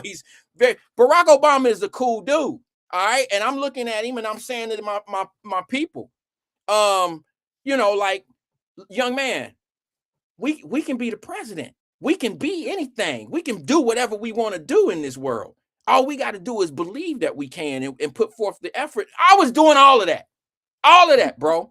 And that was my whole reasoning for it. And it's not that I love doing it, to be honest with you. Were you disappointed with what he did with 8 years as the first black man to lead the free world? Were you disappointed? Well, I look at it like this. I can't answer that with a yes or no, but I will say this. I'm not disappointed. It take a lot. Okay, I'm just an optimistic person. The glass is never half full. It's never half empty. It's always half full with me. So even when somebody lets me down, I can find goodness in what happened. I don't care if you beat me out of $10. I'm gonna turn around and look at myself and say, how did I let this dude beat me for $10? And then I take it as a lesson. So I never feel like I've taken a loss, or I don't feel like a politician let me down, because I utilize what I need from them to keep it positive and move on to the next situation. So what I got out of Barack Obama was not false promises or lies or truth or none of that. I got a polarizing man that I could spread throughout my people and say, we can be anything. We can do it all. We can do what we do. And it was a little bit different. I'm going to be honest with you, Drop. I'm not even bullshitting you, bro. It was a little bit different when Barack Obama was the president of the United States. I think black men look so much better in this country. And I know y'all about to trip out on that. But it was so prestigious to have a black man wearing a suit when your president is a black man. It's just like going to the movie theater and you go in there and you got all these white movies and your ass go in there and see Black Panther. When you walk out, you feel tall, strong. You know what I'm saying? It's different. You're a different person when you come out of the movie theater because you've seen black unity, you've seen black strength, you've seen you've seen what you've seen. It was positive. But when you see other people all the time, and the power don't incorporate you or have anything to do with you, that's what's wrong with us as children when we young men and young ladies. If you grow up around filth and all this, and you don't have any self-pride, if you don't have any, that tears your self-esteem down. So what I got out of Barack Obama is totally different than a few people. I'm not gonna say that all, but a few people didn't get anything. I got a lot out of Barack Obama. I got a lot. Matter of fact, I made one of my best deals while Barack Obama was in office because I named one of my ties the 44. That makes sense? Hey, bro, listen, Wyatt. What you just said, a lot of black people felt the same way, but you are saying it publicly. A lot of people just internalized that shit. And it was a beautiful thing for the American history. 20, 40, 50 years from now, history is written about that era from 2008 to 2016, where the free world had a black man, even though his mama was white. I don't care nothing about all that. I know if his ass standing in line, a black man led the free world. So I'm gonna follow the words of Tanika in the chat. I'm gonna set y'all free. Wyatt Line family, I'm gonna set y'all free, and I'm gonna get off the phone. Thanks for taking my call, Wyatt. All right, and brother, I'm gonna always listen, and I'm gonna point out the bullshit just like you point out the chaos. Drop Squad 52, drop silence to anyone who wants to catch it. Peace out, Wyatt. All right, brother, you take it easy. Thanks for engaging with us. That was Drop Squad 52 with his trucker headset on, Breaker 19 ass headset, sounding all cracked up and broke up and bad Wi-Fi having ass Bluetooth. I'm just playing, Drop. I'm just playing. Let's go straight back to the phones, man. So I ain't got nothing to say to that. I said what I said. Good afternoon, caller. This is Wyatt. Who am I speaking with? Yes, your boy, man. Hey, my boy, man. What's good? No, I can't call it. What's up, What's happening with you, twin? What's good with you today? Yeah, he took us to church, didn't he? I don't know about all that, but Drop calls from California and he'll hold as long as he'll hold. So I give him, just like I give you or anybody else that wants to come on and talk. A lot of my callers, including yourself, talk for a long time, and I don't have no problem with it. It actually is my commercial break, and it gives me some time. I was just joking and stuff. That's all good. It's all good. Yeah. Hey, Wyatt, I was looking at that rap sheet, and so they was talking about the 16-year-old that killed the 14-year-old. That okay, he had prior history. Of course he did. He was out and missed court dates and all type of shit. I told y'all I could have been talking about. Was that guy? Was he? I was a little bit confused. Was he? Let me I want to say, was he in the system of like a behavioral home or something like that? Oh, you like in the foster care and all that type of stuff?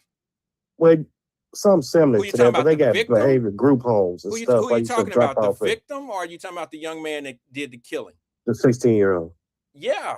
Well, I don't know if he was in a foster home, but I know he got a real bad past. He had current stuff going on. He was if you want to call it out on bond, minors are a little bit different than grown-ups, okay, than adults. Yeah. They're not necessarily out on bond. They may be released to their parents. You very seldom see somebody post a bond for a juvenile. That just doesn't happen. That's not how that court system works. However, you do have a release system where they're released to their guardian, parent, or whoever it may be. And this young man had been released, and here's the problem. This makes it even worse. And I'll let you have the floor. Think about how that system is put in place. They let a troubled kid out on release to parent or guardian or whoever it is. He's still missing court, not going to court, handling the business and the problems that he's involved in. So what does that say about the parents? First of all, if you can't control your kid once they get to the 2020, ask Mama Birch and them. Mamas back in our day, once they warn your ass and you keep on stealing, you keep on doing this, you keep on doing that, they're going to take your ass to 2020. Okay, don't call me when they get you. And that's parents, they meant that shit back then. They might come get you once or twice. But once mama and them was like, hey, if they call me, I ain't coming to get you. Now you stuck in the juvenile system until your case is over. But what does it say to you when a parent comes and gets a kid, or a guardian come and get a kid, and that kid is not showing up for court? He's not he's out free. He's getting in trouble while he's out, and he's not going to court. He got warrants because he's not going to court. What does that say about the parent? What does that say about the people that's controlling this kid's life? See what I'm saying? I don't take any, I'm not going to say that the kid is trouble, like he shouldn't be held accountable for any, it's all his fault. It's all his problem. But what does it say about our court system when they don't really want to hold kids and hold people, when they allow them to be out and continue to get in trouble, miss court, give them another OR, release them to their parents? It's a revolving door. And what happens is something tragic like a murder like this has to happen before people start talking about it, when in fact, I have been bringing it up as a issue in Hamilton County for a very long time, and nobody wants to interview me. Nobody wants to talk to me about it. They just want to act like what I'm saying don't really happen. It don't exist. That's why when I asked Chief Fiji to her face down at the courthouse. She knew what I was talking about, and that's why she walked away. And I'm not saying that she can control it, but she knew what I was talking about. Yeah. And that's why it was time to, that's why she pieced me out. I got so much stories to follow up since you ain't been on air. Okay. And you always come with the 8 o'clock morning jump off, which I like and everything. And a lot of people like I'm sure. Hey, Wyatt, I seen on social media, man, Eugene Blaylock, the superintendent principal of No College Hill, right? Okay. He said, man, with this truancy going on and these kids want to fight, he said, your first offense, he said he expelling you, man. I don't think that's good. That's the you. Well, I don't think that's good. I shoot some warning shots. Yeah, I don't think it's good to expel a kid for one instance. It all depends on what it is. Huh? Did you hear about it? No, but I'm just going by what you just said. I don't think that's good. I don't think that's the way you deal with things. I don't think you just expel a kid because they got in trouble at school. Now, it all depends on what the trouble is. You said that you set the bathroom on fire, you can't never come back here. If you running down the hall smacking girls and smacking people, or if you pull a gun out, or if you pull a knife out or something, there are certain things that, okay, you can never come back here.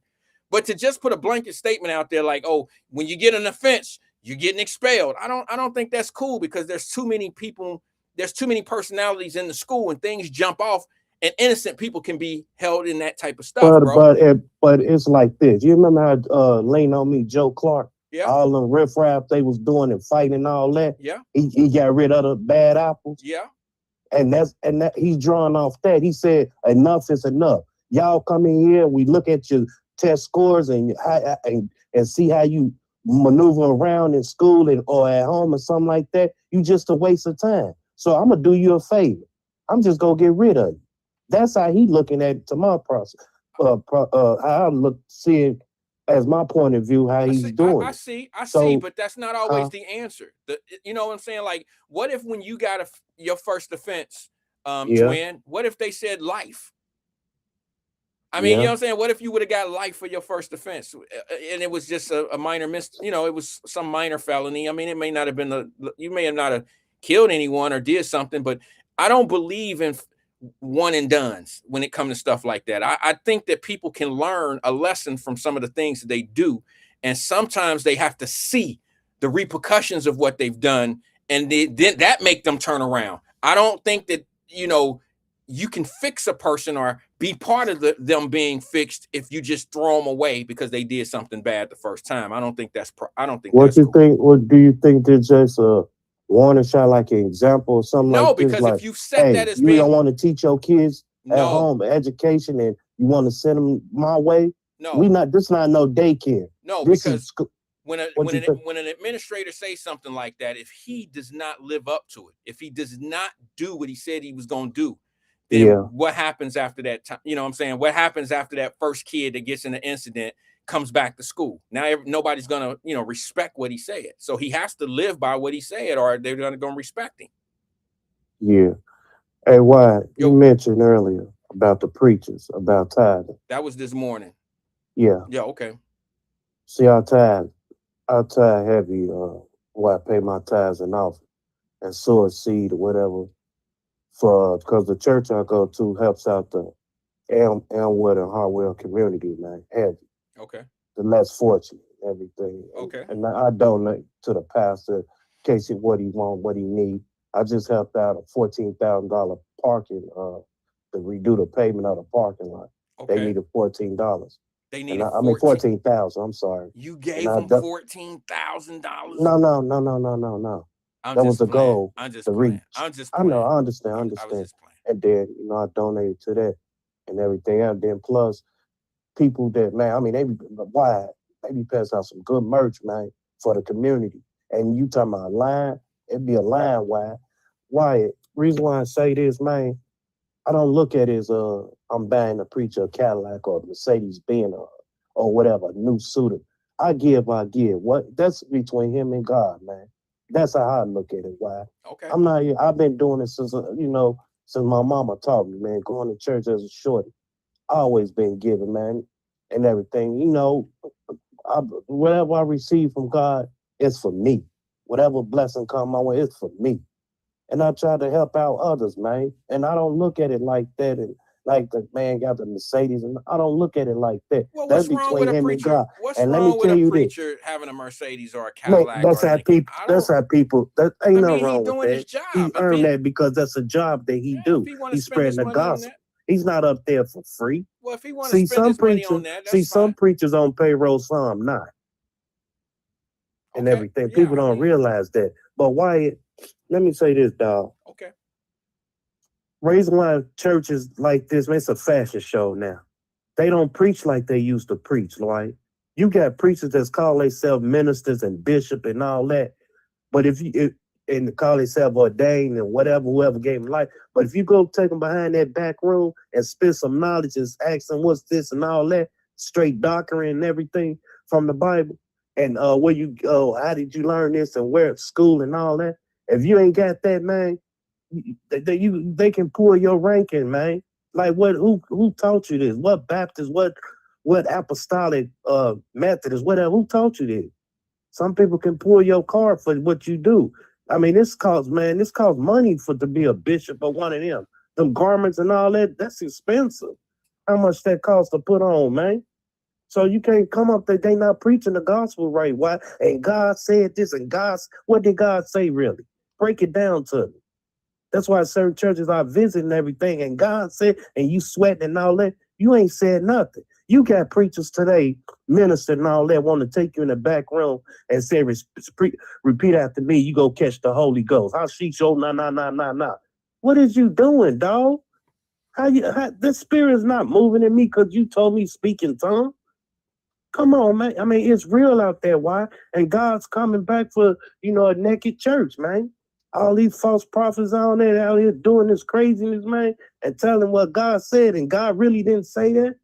Come on, man. That's how I look at it today. And it's a show, man. Who can have the best choir? Who performing the best? Who can preach the best? That's all it is, man. That's why people don't go to church right today, because majority of the riffraff that's coming out into these streets is coming from the church. And people not really real, man. Keeping 100 with the community. The church, I don't know why them, and back in the day, why it was cool for pastors, man. Now these pastors turned politic and messed up the whole community. That's one thing they should never did, man. Got in bed with the politicians. That was the worst thing they did as a community. Because you know why? Why? We're sitting there helping out the community, growing our own, had our own finance bank and everything, and black banks, and man, there was so much that going on as a whole. But as soon as they got in and the politician wanted what they wanted and got what they got and seen the next for what you need, I got you and all that, it's over with. Why? So it is what it is. That's why I had to, vent for a second. I hear you. And let me Gary, Indiana. Okay. My people got their lights, Gary, Indiana. Gary, okay. My people got their lost family, thank God. They got what? They lights on. Oh, they got power back? Yeah, they got power back finally. The whole city's back or just your folks? You just no. It's just not people around my sister and them, and majority of the whole city back. That's good. And everything. And my sister, I got a cousin who's a zone manager for Kroger's. Okay. And I got in touch with her. She for Food for Less, that's another partner with Kroger's. They were Kroger's too, but we called it Food for Less in Chicago. Okay. So she got word, and my sister, and they helped out, donated food and water, everything else. And I think Country Market down there, why? Because they didn't have no generator down there, and they say ain't no use of throwing his food away. They sold it for $1, the meat and everything else. Now them T-bones all that very expensive. But they say ain't no use of throwing it away. We might as well, sell it for $1 or something, get something for it. And why my sister and them said they was barbecuing heavy with that meat and all that. I said, okay. I was about to ask if gas and electricity is out, what good is all that meat and stuff? Well, I didn't really think about grilling. My sister said, I said, okay. At least they ain't throw it away and sold it and everything else. But thank God, why people don't know the struggle. And stuff a couple of years ago, Mississippi had a bad storm. I had to go to O'Hare, get some generators and everything, drive 7 hours from here where I used to stay to help out with the storm, man. Never been, my family ain't never been through that. I got a lot of people in Mississippi, and I helped out so heavy. It was so, like, I never been through that, why? Yeah. Coming from the Midwest and seeing it with your own eyes. You know how Mississippi messed up, floating, nasty debris and feces and everything else going on, and kids crying and people on cars and all that, man. Never experienced nothing like that, but seeing it eye to eye, and man, it's a hard feeling, man. Just experience, just to see that. A lot of Like, people man. lost. A lot of people lost things. Wasn't it like a flood? Yeah, Right? yeah. And So, you talking about Mississippi? well, no, I was talking about in Oh Gary, yeah, Indiana. you talking about Gary.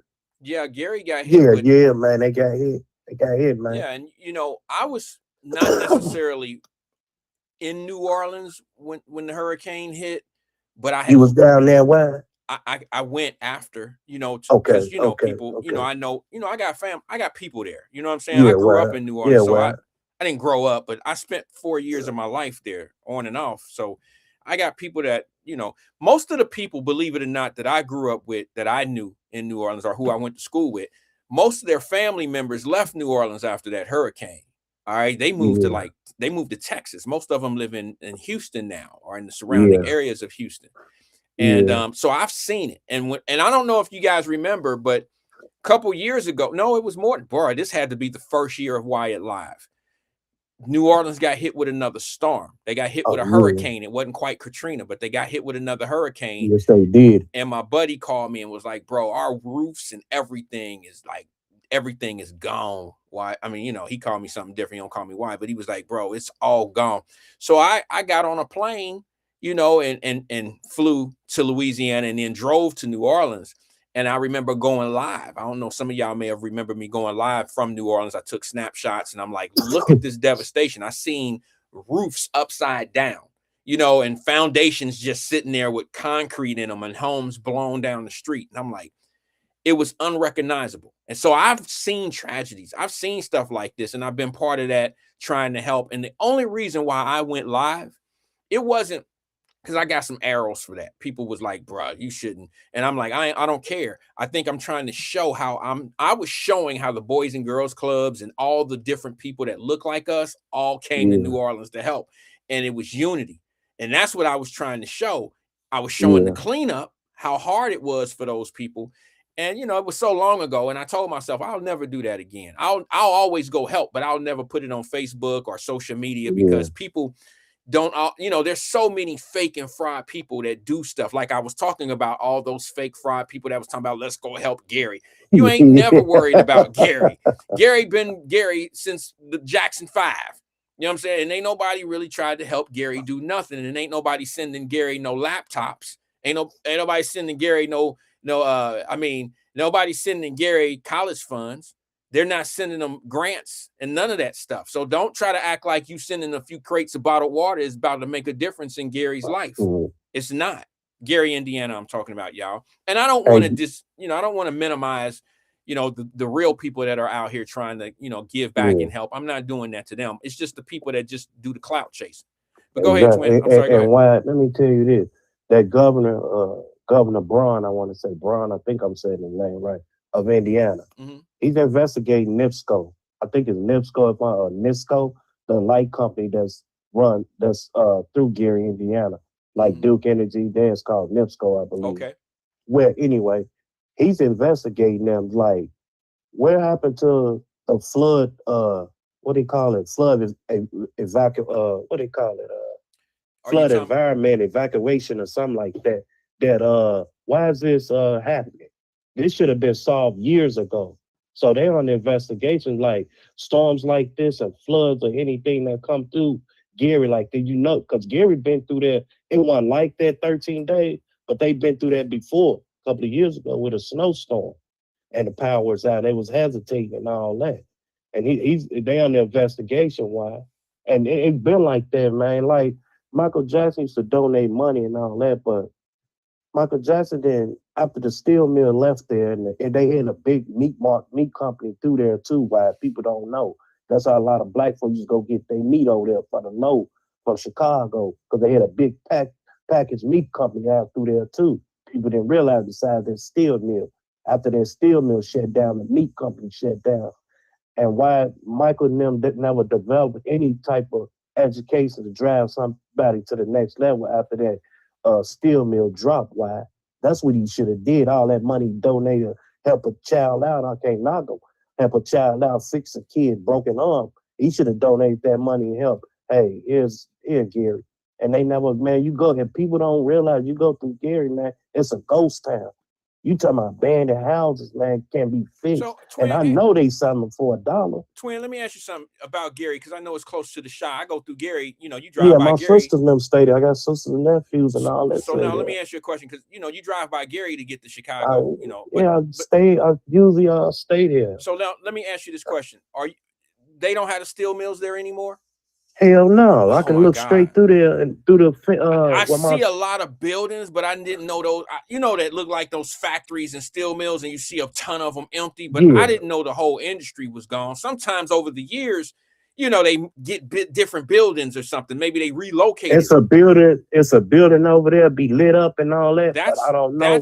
I don't know if it's a part of the steel mill. That falls right into what I was trying to say the other day when I was talking about how if you don't value education, the parents are lining their kids up to just go work at the steel mill. And if these companies leave, like the auto industry did Detroit, what does it do for the generational people who have had this mindset of, well, when I get out of Booker T. Washington High School, I'm gonna go work at the steel mill. You see what I'm saying? And that was always a backup. Exactly. People, well, no, that was plan A. That was plan A for most people in those type of towns. What's the backup now? Man, Gary predominantly black, man. And when I was a shorty, I used to go there because my uncle and them stayed there. And I liked Gary. It was real quiet. Man, there was a lot of working black folks in Gary, man. And let me tell you why. Your uncle, your family member been there 20, 30 years, you did. Next thing you know, you out of high school, your uncle, your dad them hooking you up with a job at the steel mill. You ain't got nothing, you ain't about to sell no dope or nothing they ain't give. You about to go work. It was like that in Detroit as well. You had somewhere that you could definitely land. 4 cars and all that. Your dad and mama them been there. Hey, no, you ain't getting out of here, gang, man. Get in this Ford and put a bump on here or something like that. Yeah, well, work the assembly line. What happens is when you have those industrial towns, they're good as long as the industrial town is doing it. I think Middletown, Ohio. You gotta look at it, motherfucker, for cutting y'all player, but you gotta look at it why it's the leadership, man. Man, them mayors and the turnover, man, you go look at the history of Gary, why the turnover, people go look at the documentary of the turnover and who ran that city. They ran that city to a dirt, man. Well, I always look at it that way. I say the reason why cities and stuff aren't progressive is because of the lack of leadership. I mean, exactly, you have to kind of understand that the purpose of a city government is to, you know, add productivity to your city. I mean, you have to be a destination, a place that people want to come to. If not, it's kind of hard to, unless you have a working class city, a city that works. Like you can live in Gary, Indiana, or you can live in Cincinnati and it just be a dormant city, but yet everybody that live in Cincinnati somebody may work in Dayton. They may drive 45 minutes to an hour away. They may drive across the river to Kentucky and work. They may go out to the Mason or Westchester area and work, but and not do anything in the city of Cincinnati. And then the city of Cincinnati has to depend on the income tax or the working class base tax structure and not worry about putting attractions in the city. Some cities function that way. Gary, Indiana, you could say they have no reason. They had for so many years every reason in the world to be able for people to go to Gary, Indiana. Let me just say this real fast, Twin. If you look at where Elvis Presley used to live at Graceland, okay? Graceland had traffic coming through that city. You know what I'm saying? Because of the history of Elvis Presley. Detroit gets black people to visit Detroit all the time because they go up and see Hit Factory, which was, you know, Motown Records. That's an attraction. People go up there, take pictures, and they visit the city. Now, how does Gary, Indiana have the home and everything of the Jackson 5 that's been in plenty movies, And they ain't set up no memorial. They ain't set up a destination spot for black folks, a boat trip or a bus trip. They ain't set up nothing to use that type of stuff of the Jackson Fives, You see what I'm saying? I mean, you got to capitalize on things like that as a city, and a city leader, or the governor, not the governor, the mayor and stuff like that. You got to involve the Jackson Five and say, hey, free concert to your city. You know what I'm saying? Once a year. Prince did that. They just had one though. Yeah, but Mike Epps had one, and Jackson 5. They come every year and do it. Who you say Mike Epps? Huh? You said Mike Epps? What'd you say? Mike Epps just had one. He had a parking lot comedy thing in Gary. Mike Epps. Okay, Mike Epps is not from Gary. 3 weeks ago. Yeah, Mike Epps ain't from Gary though. That's just different. Mike Epps. No, he's from Naptown, but he did something for the community. And that's all. And that's all good. I don't want to minimize what he did for them. I'm not talking about that. I'm talking about it's been almost 20. I understand. I'm talking about how long the Jackson 5 have been out, and nobody's been able to capitalize in Gary, Indiana, by putting up a museum, putting up some destination for people. Motown, you should have all type of affiliation. Diana Ross used to come over here and she would ride this bus or whatever. You're supposed to be able to utilize the history of the Jackson 5 to make your city a destination, even if they're like let me give you a perfect example. When I'm driving to Chicago and I go through Gary, I keep on going. I ain't stopping to get no gas. I ain't doing none of that. I ain't got no reason to stop. But when I go to Detroit, I'm going to the Hit Factory. I ain't going every time, but I'm going up to Detroit to see Motown. You see what I'm saying? I'm going to look at the Motown building. I'm not a what's his name, Elvis Presley fan, but there's a whole lot of I'll give you another perfect example. Nashville is already Nashville, but what makes Nashville better than any other city like that's designed like Nashville? It's its destination spots. I'm going to go to the Dolly Parton, rest up to Dolly Parton, great lady. I'm going to go to the Dolly Parton Museum. I'm going to go to the Elvis Museum. And people go to the hotels and stay for a day or two. They got a casino nearby, just like Gary. Gary got all that stuff nearby. You got Chicago. What is it, about 45 minutes, an hour to Chicago from Gary? No, I ain't number 25 minutes. It's like driving from Cincinnati to Dayton, basically. So, you know what I'm saying? It's like 45 minutes, maybe. So, not your fast driving ass with the Cadillac shoes hitting the gas like that. I ain't talking about that. Well, it'll take me 20 minutes to get there because once you... Yeah, in your spaceship. But what I'm saying, it's about a 30-minute, 45-minute drive to Gary to Chicago. So, to be honest with you, bro, why wouldn't I stop in Gary, Indiana on my way to Chicago if I had a reason to be there to see some look at it, why some people, though, especially the summertime, some people stop there and take pictures because I got to ride past there to go to my sister and house. They keep on going. They stop and take pictures and they keep on going at the memorial. How much money are they spending in Gary, Indiana? That's my question. See, that's the key. They keep on going. They go where ain't nobody booking no hotel to go look at Michael Jackson's house in Gary, Indiana. They're not booking hotels to do that. No, they just happen to stop through Gary if they going somewhere. But other than that, Gary or Ghost ain't nothing to stop there for. My point. Honest. That's my point. Unless you're getting those gas at County Market and keep it moving, jumping right back on E-Way. Other than that, because they ain't got nothing. Gary ain't shaking like that. Because Gary don't know how to capitalize on that opportunity. They didn't have 30 or 40 years to capitalize on the Jackson 5 being from there. They got the houses still up. The Jacksons own the house, and they ain't got one little bus trolley going. When you go to California, there are people in California capitalizing just you being in California. Just you being in California, you can get on a bus. It has an up and a downstairs on this bus, and you can get on a tour, and it'll just take you through Beverly Hills, and you don't know shit. You don't know nobody. Don't nobody know you. You didn't pay $25, $30 to get on a bus that's going to show you other rich people houses. Well, that's where Eddie Murphy lived. That's where he used to live. Let me take you around the corner. They do the same thing in the Bahamas. You can take an excursion and get on a boat, and it'll show you where all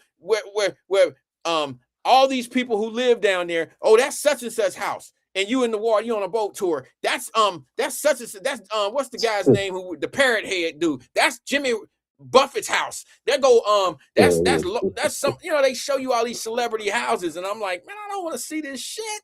but they learn to capitalize on the, their destination. People are there. I tell you what, last thing. Let me close with this. Last thing, bro. If the Bears move to Indiana, I'm going to show you better than I tell you, because I'm going to be there. I'm going to be there. I'm going to be there, and I'm going to have me on a little, I'm going to have that little suit on with the hat. I'm going to have me a little parking lot or some old shit. You understand? I'm going to do all that. I promise you. But you're wrong, man. I got another month or two before we know, because the city of Chicago is not acting right, and they're going to lose their NFL team. They're going to lose their NFL team. They still going to be called the Chicago Bears, but they're going to be playing in Indiana. Yeah, that's a wide open space. And you know that clown, man, that dude trying to, hey, Wyatt, when you come in Chicago and you pass Gary and all that, do you come to the toll or you ride through 95th? You know what, bro? I just got into it. Not got into it, but my wife and I were just talking about that, bro. I swear on everything I love, I meant to talk about this a long time ago. I went the wrong way the last time. Yeah, the last time I went to Chicago, I don't know why I went that way. I wasn't even thinking about it. I put it in the navigation system, and I took off, just left, right? Yeah. Just like, okay, we rushing. I put it in Chicago, blah, blah, blah. I didn't look at it. It said the time and the mileage. Got in the car, put it in the car, and it told me how to, bro, I hit the first toll bridge, and I was like, damn, I think I ain't never paid no toll. Is this new? You know what I'm saying? Yeah, I hit the toll. Wait a minute, hold on, bro. I hit the first toll. It was $4.50. I was like, damn, $4.50? Gave the lady a $5, got 50 cents back. Rolled down the street, bro. It wasn't nothing but about a mile and a half. And another toll hit me. Yeah. And I was like, what the? So I grabbed another $5 bill. And when I got to the window, they told me $14.80. Yeah. I said, crazy. What? I said, I told the lady, because you can't escape it. I can't turn around. I can't turn around. So I get a lady the $15. She give me 20 cents back or whatever. I looked at her, I said, ma'am, please tell me this is the last toll to Chicago. She said, yeah, this is the last one. I said, y'all banging me in the head for this little punk ass little $15, man. That's crazy. I said, I just paid $4.50 down there. She said, yeah, we knew you was coming. That's what she said. So I didn't pay $20 in tolls to get to Chicago. But then there's a way that you can go. We came back a different way. I didn't hit a toll booth. And I'm like, how did this shit happen? Now, if they really want to make some money in Ohio, in Kentucky, put a toll up over there. There's going to be a whole lot of people driving through there that don't know any better. Keep one that's open for us that know, because we can go right over the little, go over the bridge, the one that's right there by the hotels and all that. But that yellow pretty one down there, put a toll on it. Y'all gonna collect all type of money, because they banged me for $20, $20+. I think it's coming. I think it's coming though. What, a toll? That toll. Yeah, it's coming. You think it ain't? Well, all they gonna do is utilize the money for the schools, and that's it's coming. I believe it's coming the next couple of years. If that's gonna cut property taxes, great. If it's not, man, stop it. Yeah. Next time you go to Wyatt, when you're in Chicago, instead of going to the toll, just take go signs. Just stay to your left. And then jump back to your right. Once you pass like 147th Street, Dalton, and I'll let you close to jumping on 95th, and then you'll start seeing the L trains and everything else. Yeah. They'll say Chicago in a loop, and you take that all the way out. But let me tell you, he coming with a new plan now to charge you some more. Man, who? You got Brandon Johnson? Man, $7 holler, man. Where is that at? Man, it's gonna start from either 22nd Street or something like that, to go downtown and to come in and out. Yeah, man. Shit. He trying to come up with it, $7 holler, man. I paid, who was that? Somebody Darnell Hunter said, I've never paid a toll driving to Chicago. That was my first time, bro. I'm talking about if you don't know, you go pay. Well, there's two ways to get to Chicago when you're coming out of Gary. It is. It's two ways. I always avoid that toll, because I ain't going downtown. I'm going right in the hood. And they hit you back to back. The first one was $4.50, and I thought that was a lot, because I was like, okay, it's gonna be a couple dollars. Just like in Florida, tolls is 75 cents. Hey, in Florida, the tolls be 50 cents, 75 cents. If you get one that's $1, that's high. Okay, that's a high toll. when I got to that Chicago, when I got to that Illinois toll and it said $4.50, I looked at my wife. I said $4.50, $4.50. I even handed the $5 to the lady. Like, boy, this is a damn shame. And got down the street, got down the E-way about a mile and a half, and I got hit with another one. I went in my thing. I'm like, this is what I carry cash for, you know, just in case little things like this, because I don't use my card for stuff that I don't do that. So I get some cash out, and I'm about to get this lady a $5 at toll number 2, and on the screen it says $14.50 or $14.85 or something. I said, nah, ma'am. I said the 2 people ahead of me, the people didn't pay that was in front of me. You just skipped them, and the screen didn't, you know, y'all counting cards or something. I don't know, because that shit say $14 and some change. She was like, that's what it is. I said, oh no. Oh no. I never do that again. Wyatt, let me close with this. Go ahead, bro. I seen that costume of some black costume. The costume at Target? Costume for Target. Okay, I just put it on the screen. Yeah, I seen it early on social media and everything. And people had it in the Wild Live chat. I thought it was Flip Wilson at first. I had to look. You remember the comedian Flip Wilson? I remember Flip. He was dressed up like this. So I looked at it. I thought that was him at first. I'm like, man, what is going on now?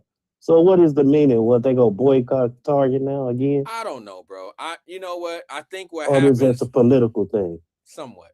I think people, you know what, like, see me, if I was scrolling looking for a costume for my kid on Target or Walmart or anything like that, if I was on the internet and was looking for and I seen what I think it really looked like originally, because I can tell that this is doctored up. I can tell that the face on it is different than probably what it was before. I can tell that the mask that's going on don't really belong on this. I can tell a lot of things on this, okay? But if I'm on the internet and I'm looking for a costume for my kids and I come across this, I'm not about to take a snapshot of it, because I know that this is not, for me, in my opinion, I don't think that's the original of what was on the site. I just think that there are things out there that people know are going to get people all in their feelings and emotional. And I think Target is an easy target, so to speak, right now for those things. I think if people really looked at the DEI process and what, you know, you've been taught to hate about it or what to love about it, I think it's a little construed. I think there's some things involved in this DEI program that have benefited Black folks, Black women, Black men. I think there are some benefits to it, but I don't think that the entire argument is fitting the narratives that are put out there. I think the arguments are it's racist to take it away. I look at it like I've been battling as a Black man fighting for contracts. I've been up against DEI, and it's always benefited white women for me in my space. It's always benefited white women.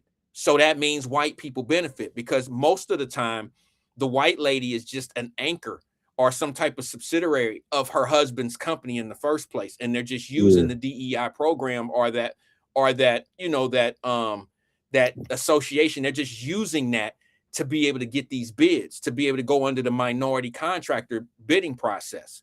I faced it. I think I've lost more contracts in my business that I had with, you know, that was putting out contract. Putting out bids, excuse me. I lost more of those to I can't think of the landscaping company, but that type of situation. I don't want to say his name because he went and did his time and all that other stuff, but his wife was putting out minority bids. And I wasn't in that space, but I'm saying this is how they work together. And if you really look at how Black people benefit from DEI, I mean, we're a very, very small percentile of that program. You know, you're going to have, you don't have in my opinion, now some people may not agree with this. Of course they won't agree with this. There's not enough of us benefiting from it for it to really be a fight that I would want to fight, because there's too many other people that are benefiting from it.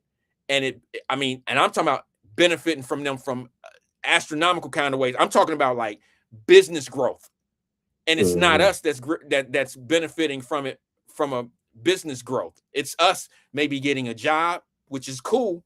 But when I seen that people were going after Target because they were letting go of their DEI program, I say to you, how many people in those upper management jobs was DEI benefiting when their DEI program was in place? Okay. Yeah. And here's the other thing. Remember, there was an accident. I think an airplane and a helicopter hit each other. I think it was in the DC area. Remember that a couple years ago, Trump was in office and he made a comment about, and I was sitting back chilling. And when I heard Trump make this comment, I said to myself, what the fuck? What? Why is he saying this? And I think everybody was saying it because they all laughed. And he made a comment when that plane and that helicopter hit. He said, this is what's wrong with DEI. And you know what, black folks, I'm going to be honest with you. Maybe I'm the only black folk that thought this. I said to myself, see, his racist ass is saying some shit about black people. It must have been a black pilot because he's talking about DEI. You know, DEI, they affiliate DEI to black folks, but black folks don't benefit as much as white people do in DEI. No. So when I heard him say that, I was a little shook. I said, what the hell? Why would he say that about this crash?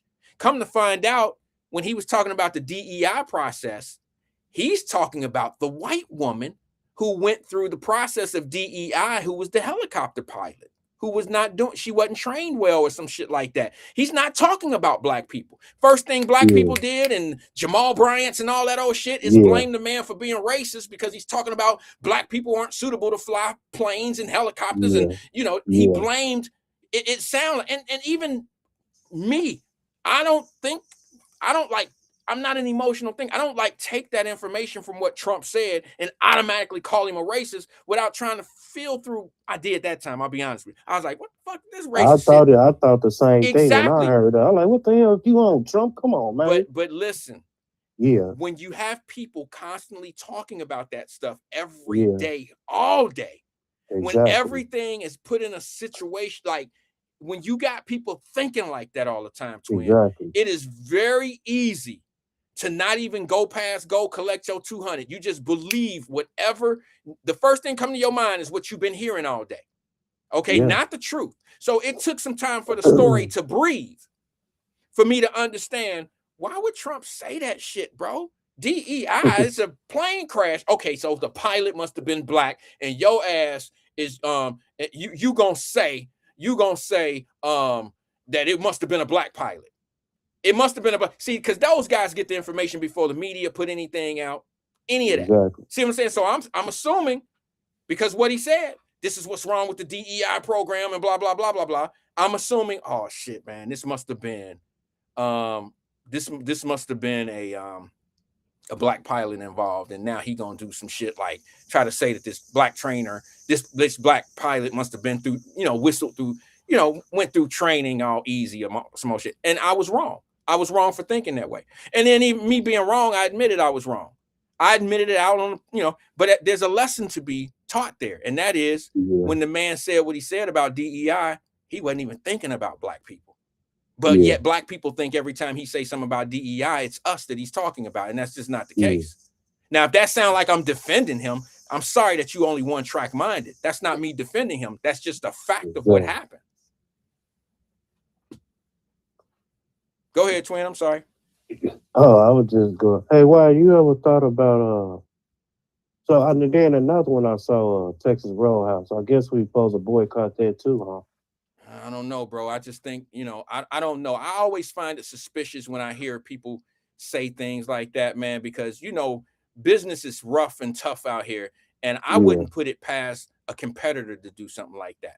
I wouldn't put it past. I mean, I've been put in situations where somebody said some shit about me and my services, and it was a deterrent. It made people shift off from me and want to go with them. I've always figured in business, there's so much business out here that you don't have to talk bad about other businesses. That's just my philosophy. I don't have to talk bad about my competitors. Yeah.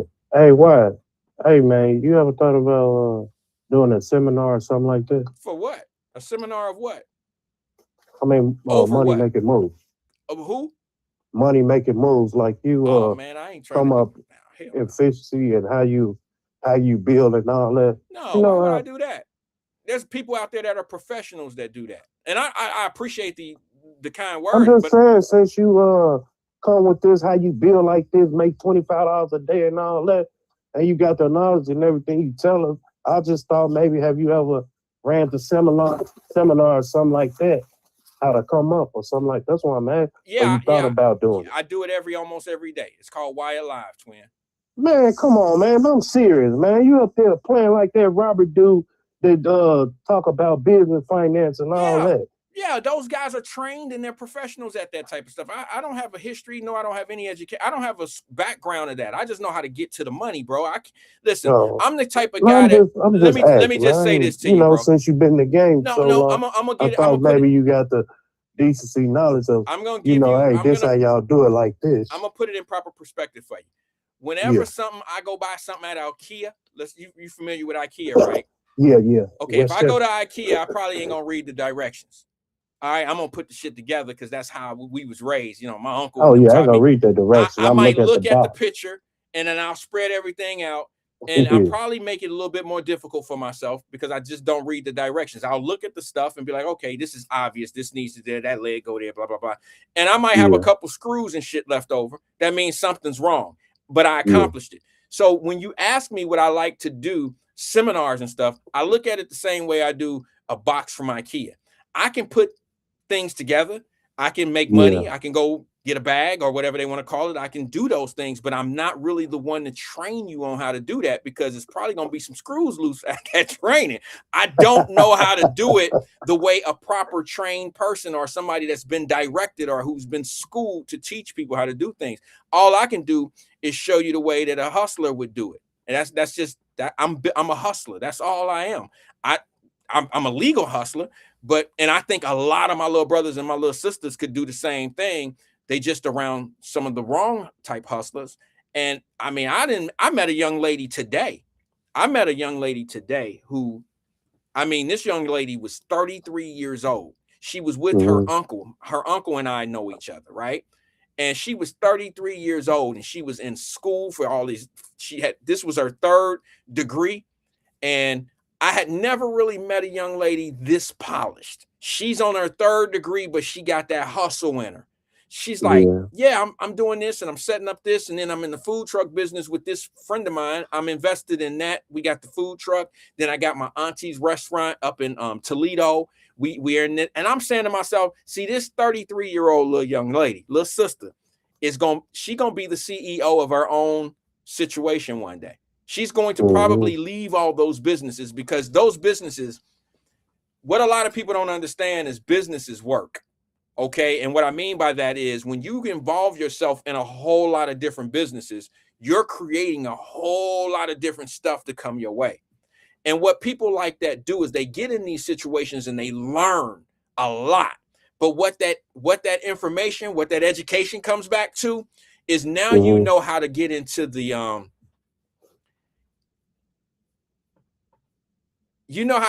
capital of interest business. And that is you start leveraging other people. You loan money and you get into these businesses from a financial point of view, not from a worker's point of view. You leverage their time. You make money off their time. You don't like, I can't be in 42 different offices. I'm involved in 42 different offices. I can't be at all 42 of these offices. All right. So my role is to do audits and things of that nature. And my 33 and a third percentile of those offices, I've leveraged myself, I've leveraged those offices to be able to capitalize, make money off of those offices. But I can't own 33 offices. You see, myself, I can get a percentage. I would rather have 33 and a third of something than 100% of nothing. And once we start working that way, once I go to, and I'll tell you what I'll do. If Indiana end up getting the Bears, I'll go step by step online, live on the air, not live on the air, but I'll make videos of my progression of how I'm doing it and what I'm doing, like what my hustle will be in where is that city? What's that city called? It's not Gary. I keep thinking Gary, but it's Hammonds, Indiana, right? Hammond's next to Gary. Yeah, okay. So it's before Gary. Right. It's a little bit closer. It's probably like that 20-minute drive to Chicago. Okay. So if that's like putting the Cincinnati Bengals out in Mason, and I see all that land out there. There's no way It's in hell. really across from here. Say I'm at College Hill to the bridge. Okay. At Radisson Hotel. All right. Well, all I'm saying to you is I'm not gonna let a multi-million dollar. I've never done it. I've never let a multi-million dollar project hit a place that I lay my head or that I have interest in. I did it in Cincinnati. That's why you see the properties around the casino. That's why because I got those properties before. You know, I knew something else. I knew that was a hot spot. Either what do they call it? Either Great American Ballpark, which is the baseball field, was going there. And when that fell through, they came up with the casino with the gaming license for Ohio, and they put the casino there. You just got to be hot. You got to hit them hot spots and get in early. That's and all. where they got it set up though. Sorry, wow. Where they got it about to be set up. If they move to Hammond, man, that traffic is gonna be wide open because of them lanes and everything. And the way they got it set up at that spot, well, it's a nice spot. If they go get that land and start dig, it's a nice spot where they got that stadium sitting there. And let me tell you why. Hammond got casino. That's right. Hammond got casino. They trying to get another casino. Why? And once they do that, they go, I hope and pray that if they do that, let the black folks eat too, man, from Gary. Because Gary and Hammond close by. And maybe that could be a big come up for Gary, man. Yeah, well, with the flood and all that, make sure they pipelines in place and, you know, fresh water and everything the case may be. And a lot of jobs floating through there because Gary's going to get a L train too. But, you know, the developers like, I don't know about that. Yeah, they was going to get one. They was going to send the L train. Why would you do that? It was a real. Okay, maybe for jobs. Maybe they can take. Yeah, it was for jobs Chicago. and everything. Okay. Steel mills, and they running back and forth. Even though it's a metro train that goes from Chicago to Michigan City. That makes sense. That makes sense. You been to Michigan City before? Yeah, that makes sense. That makes sense. That's an outlet mall. Yeah, that makes sense. And Jesse Jackson was he was trying to do that, and they shut it down. Yeah, well, yeah. All I can tell you is this, bro. They can check my resume on this, bro. When in the city. You know, y'all was gonna get right light rail. But Casey shut it down when Obama was in office. You remember that? They still talk about light rail in Ohio. You talking about you talking about the light rail from like I think they was talking about getting an L train too up here. Well, no, they were talking about getting that that light rail and doing it at what's that place down there? Amtrak. Yeah, down there where the Amtrak Music Terminal and all Union that. Terminal. Excuse me. Union Terminal. Yeah, they were talking about having a connection where you can get on that thing and get to Cleveland in like an hour and a half or 2 hours. You know what I'm saying? So, yeah, I get it. But listen, as a people, we should pay attention to things like that because it's not just football stadiums that's being built. I know in the Westchester area, the governor has they're talking about bringing this new tech company. There's a new tech company that's opening up that's going to have 150 jobs. That's going to have 150 executive jobs, and then they're going to have a warehouse of some sort, and it's going to bring in like 1,200 jobs. And then there's another place that's coming up in the Westchester area that's a pharmaceutical, Lilly or something like that. They're going to have like 1,400 jobs. My thing is this. I can't be part of Lilly. I can't be part of that company. They're already multi-million dollar, billion-dollar companies. But what can I put around their warehouses, or what can I do to capitalize off that 1,400 people that are going to be working over there? What can I do to set up a business? You don't have to open a business in the downtown Cincinnati area. Let me tell you something. The best businesses in the world are the ones that are quiet, dipped off, and are reachable to the working class person, like a food truck, a lunch food truck. Oh, yeah. Something of that nature, or even something that pertains to people where when they're at work, you're providing a service for them. You see what I'm saying? People need, listen, if I wasn't doing what I'm doing now, there is so much out here that we could be doing to become millionaires overnight. But nobody really wants to put, I'm not going to say they're not putting thought into it. But with thought comes you have to put some work in with it. Okay, you gotta put some work in with it. You're gonna tell me within 6 to 8, they start the project in 6 months. So by the first of the year, they'll be working on 2 projects in one area that's gonna bring in more than like 3,000 people. I got to figure out what I can do that could facilitate 3,000 people. What service can I offer? Is it, okay, let's get the Uber Eat thing going where we delivering lunches, or am I the restaurant? You know, why do I want to open up a restaurant downtown Cincinnati and the rent? Because I'm not going to buy a building. Everything's sold up. All right. It's already a captured market. Why would I open up a business in downtown Cincinnati thinking I'm going to buy the building? That's not going to happen. So why would I go down there and pay $15,000 a month when I can go in Westchester and pay $1,500 a month for a place that's going to get me the same type of traffic as downtown Cincinnati? I got, you know, I have a 4,000 person audience right here. You know, plus we'll deliver to your job. We'll deliver.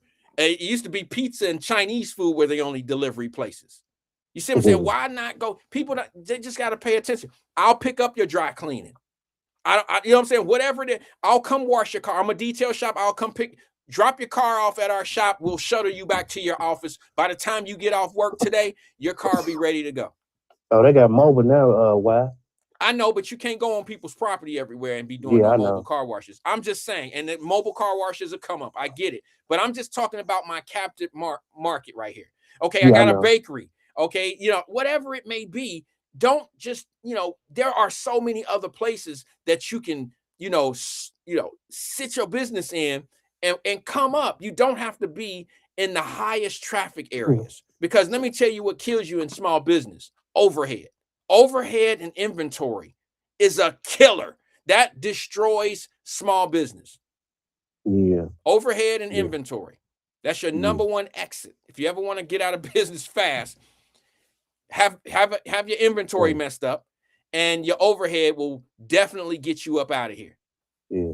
Thanks, Wyatt. Thanks for engaging in, No, thank you. And everything. I had to get it out. A lot of stories and stuff. I can go on. There's a lot going on. I haven't been on in like a week. I had to just wait for somebody else to call in, or I just had to talk, Vin, and you ain't been on, and so you're breaking stuff on the 8 o'clock show. There you go. And everything, but it is what it all love, man. All right, bro. I appreciate you, man. Thanks for tuning in, Twin, and engaging with us, man. It was a good conversation today from Twin. I appreciate it. I'm just, there's so much out here. That's right, Tanika. She said Diane's cakes pop up. I'll be honest with you. Let me give you one little strategy real fast, Tanika. When you look at these factories, when you look at these factories that are going on, like in these suburban areas, and now they have all these little data centers and all this type of stuff that's going on, or I'll just use this Lilly's pharmaceutical factory that they're putting in Westchester. Okay. You're talking about 3,000 to 4,000 employees working 3 shifts. To be in that area, I'm the type of person that would say, hey, this is what we're going to do. We're going to work with all the food trucks that come off and I'm going to cut cake. I'm going to make one cake. I'm going to cut it in slices. I'm going to give them a wholesale price, and I'm going to let them sell. I'm going to see if we can cut a deal where I sell them a slice might be $1. I don't know the money numbers. I don't know I don't know your impact numbers. I'm selling my wholesale cake slices for $1 to all the food trucks, and let them sell it for $3. Let them sell it for $4, but also put your sticker on every cake. You're wrapping it up in your custom wrapping paper or whatever per slice. You're selling it wholesale for $1. But what happens is this. Now, the $3 guy who's making twice as much as you, but they putting in the work and they inventorying it, right? Now, what they do is they selling something with your name on it, your ID, a way that these people can get to you. And if this is a cake that somebody loves with their lunch, and little Joey got a birthday coming up, but they love your cake, maybe they're buying 2 or 3 slices off that truck and taking it home. Little Joy or little Joanne, they got a birthday coming up, and they like your cake. Now, all of a sudden, you get a call. Look, man, I eat this cake for lunch almost every day. I shouldn't because of my weight, but I eat it every day. My son wants one of these cakes. It's just so many ways to market yourself. It's one thing to put literature out there. It's another thing when people know what you taste like. Pause. But you know what I'm saying. It's one thing to be proven. It's another thing to try to explain who you are and what you're doing. See what I'm saying? The best business advice that I can give anybody is stop telling people who you are. Prove who you are. Prove what you do. Once you prove it, it's hard to tell you no. It's like the little dude that run around who became rich by shining shoes or whatever. He got that spray bottle that he walk around with. Yeah, it's fun and game. It's entertainment. But what he does is he gets them engaged. And while he's engaging them in the fun and the jokes, he's proving his product. His product is proving itself. He's spraying it on there and it's shining. And it's like, damn, shit look brand new. How much is one of them bottles? In any business, I don't care what it is. You can you can have grandma recipe, auntie recipe, the best greens and the best chicken salad, whatever you can have the best anything and everything, right? You can put it on a flyer and put it on the internet and say, hey man, we got the best greens, we got the best sweet potato pie, we got the best collard greens, we got the best all this, we got the best everything. You know, nobody know you the best till they taste it. So how do you get the food in people's mouth? Sometimes you got to give it away. Sometimes you just got to improvise. You got to give it away. Sometimes you got to prove your product. You got to prove your product. I don't care what the product is. And I know, Ron, I seen that shit. You changed the subject a little bit, but yeah, I seen that picture. This me and back in my early days with my partner. Those are my sandboxes. People that I wore Pampers with. But yeah, you got to prove your product.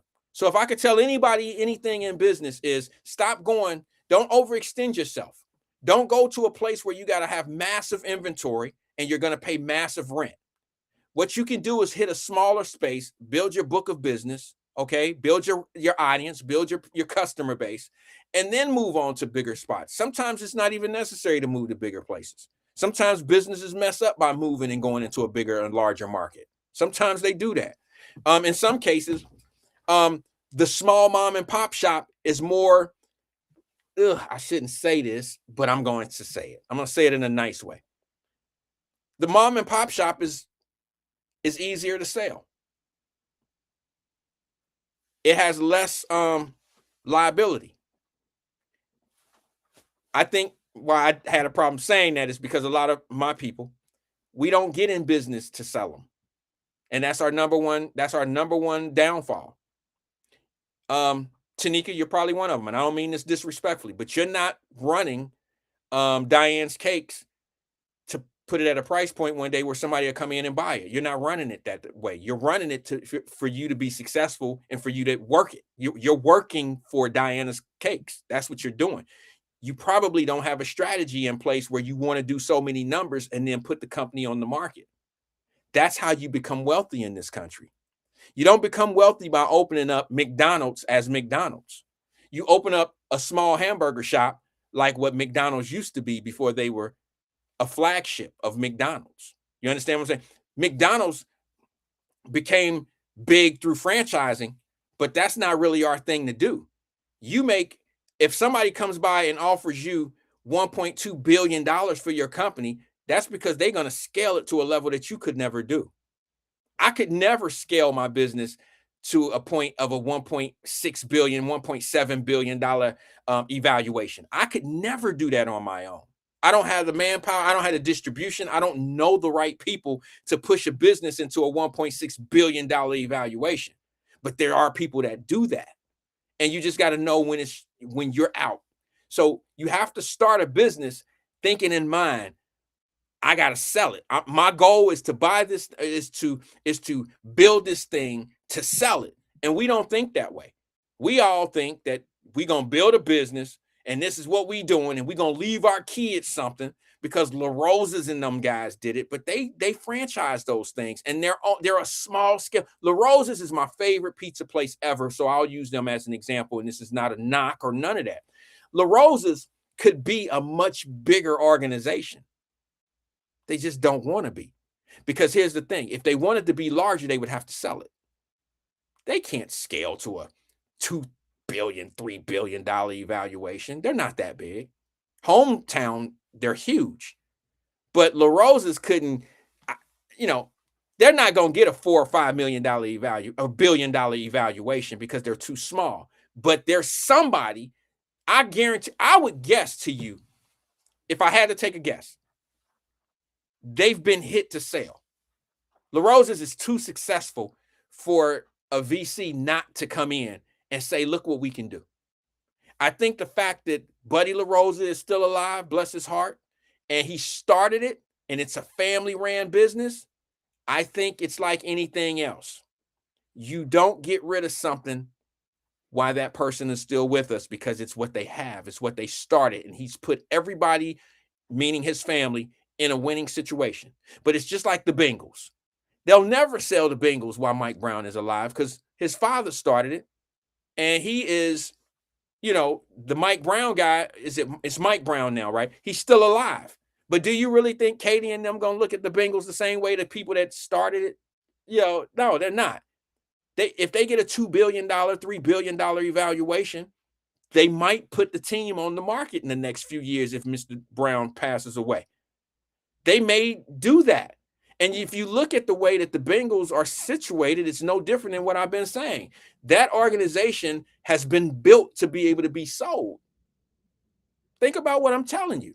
And if we go into our businesses that way, we'd have a little bit more, like generational wealth. A lot of Black businesses, I can name a lot of them right in the Cincinnati area, are nowhere to be found anymore because, number one, the kid who they had, or the kids that they had, never took over the businesses. So they didn't spend 40 years in the city of Cincinnati with a Black-owned business. It was good enough to last 40 years, and they made a living off of it, sent their kids to private schools, sent their kids to schools, and went off to college, and the kid go off and do something totally different. Don't even run the business. So what happens to the business when the person wants to retire? It go away. And that's what happens to a lot of our businesses because we don't put ourselves in a position to scale our business to sell. Now, this is my personal opinion. This is my take on it, but it's a lot of fact behind what I'm saying.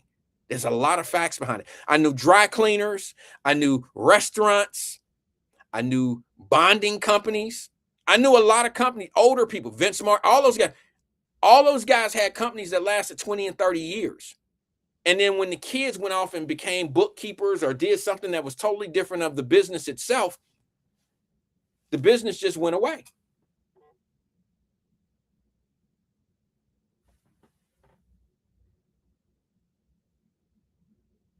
Sorry, I got a text message.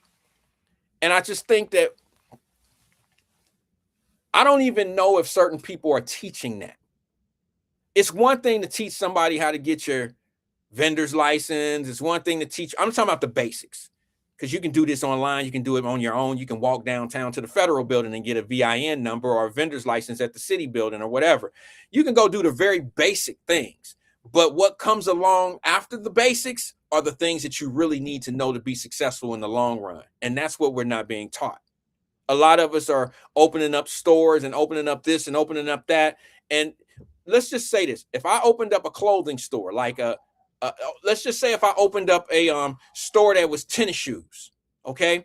If I opened up what would be a small town, small city type of a shoe store like a Devereaux's or something.